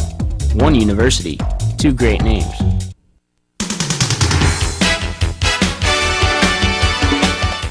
Welcome back to Mastodon Spotlight. Hope you enjoyed our chat with head tennis coach Eric Burns. Another busy week for our athletic squads, but before I tell you about the schedule, I do want to make one quick note. Our IPFW men's baseball team recently visited the Children's Pediatric Care Center at Lutheran Hospital. They spent some time in the outpatient area, the emergency room, and the recovery area, talking with children ranging from infant to age 16. It's something not just the baseball team does, but most all the athletic teams try to help give back to the community in one way or another to show that IPFW cares. So kudos to Billy Gurdon and his team for visiting these young children at Lutheran Hospital. And again, kudos to them for a job well done. Now, what's ahead this week at IPFW? We start with baseball. On Tuesday, the team was at Dayton. We'll let you know next week how that turns out. Wednesday, they're at Mount Pleasant against Central Michigan. Then on Thursday, they're at home to Earlham College, 3 p.m. first pitch, weather permitting. Saturday, a doubleheader here at home against Valparaiso, first pitch at 1 o'clock. And on Sunday, Valparaiso and IPFW will have another doubleheader, this time at Valparaiso. And then next Tuesday, a home game against Toledo at 3 o'clock. That's baseball. The golf team travels to Cleveland State for another 54-hole tournament this weekend. We wish Coach Jeff Marsh's squad the best of luck there. Softball, Coach Keith Fisher's squad on Tuesday, weather permitting, they're at Toledo for a doubleheader. We'll let you know next week how that turns out. On Thursday, they're at Wright State. On Saturday, they're here at home for a doubleheader against Bowling Green. Game 1 starts at 10 a.m. Come on out and show your support for IPFW softball. And then next Monday, they're at Ohio State for a doubleheader, a late afternoon doubleheader in Columbus. That's softball. Track and field, they are off until the Indy Relays down in Indianapolis on April 17th. But we do want to tell you real briefly that the IPFW Mastodon Stomp will take place on Saturday at 9 a.m. And real quickly, if you have more questions, you can get a hold of Judy Tillapaw at 481-6647, or you can email her at Tillapaw, that's Tillapau, at ipfw.edu. Proceeds from this benefit will go to the IPFW cross country and track and field teams. Again, it's a walk and it's a run, and all ages can participate. The IPFW Mastodon Stomp Saturday at 9 a.m. Now, men's tennis, we briefly talked about it with Eric Burns. 2 home matches this week. On Friday, weather permitting, here at IPFW at 1 o'clock outdoors. If the weather is inclement, the match will be played at the Wildwood Racquet Club at 3 o'clock. Then on Saturday, Ball State comes to town. If it's outdoors, it'll be here next to the baseball field at 1 o'clock. If it has to be played indoors, it'll be back at Wildwood Racquet Club, and that match will start at 1 o'clock as well. And then next Tuesday, they're at Valparaiso for an afternoon match. The women's team, and again, we briefly talked about it, their season's coming to an end. They are off until April the 7th when they take on Western Illinois and Bradley. And then finally, men's volleyball. Busy week for Arnie Ball's Volleydons. On Tuesday night, they travel to the University of Findlay. We'll let you know how that match turned out, or you can catch it on the Arnie Ball Show later this week on Channel 56. Then on Friday, they're at Loyola of Chicago, and Saturday, they're at Clark College. 3 big matches, 3 must-wins if the Volleydons hope to finish in first place in the MIVA. That's it for this edition of Mastodon Spotlight. As always, we thank you for tuning in to see what's going on with IPFW athletics. We invite you to come back for another edition next week. But until next week, for everyone here at IPFW and for our proud sponsor, Ryan Steakhouse, this is Mike Maas saying, have a great week and go Dons.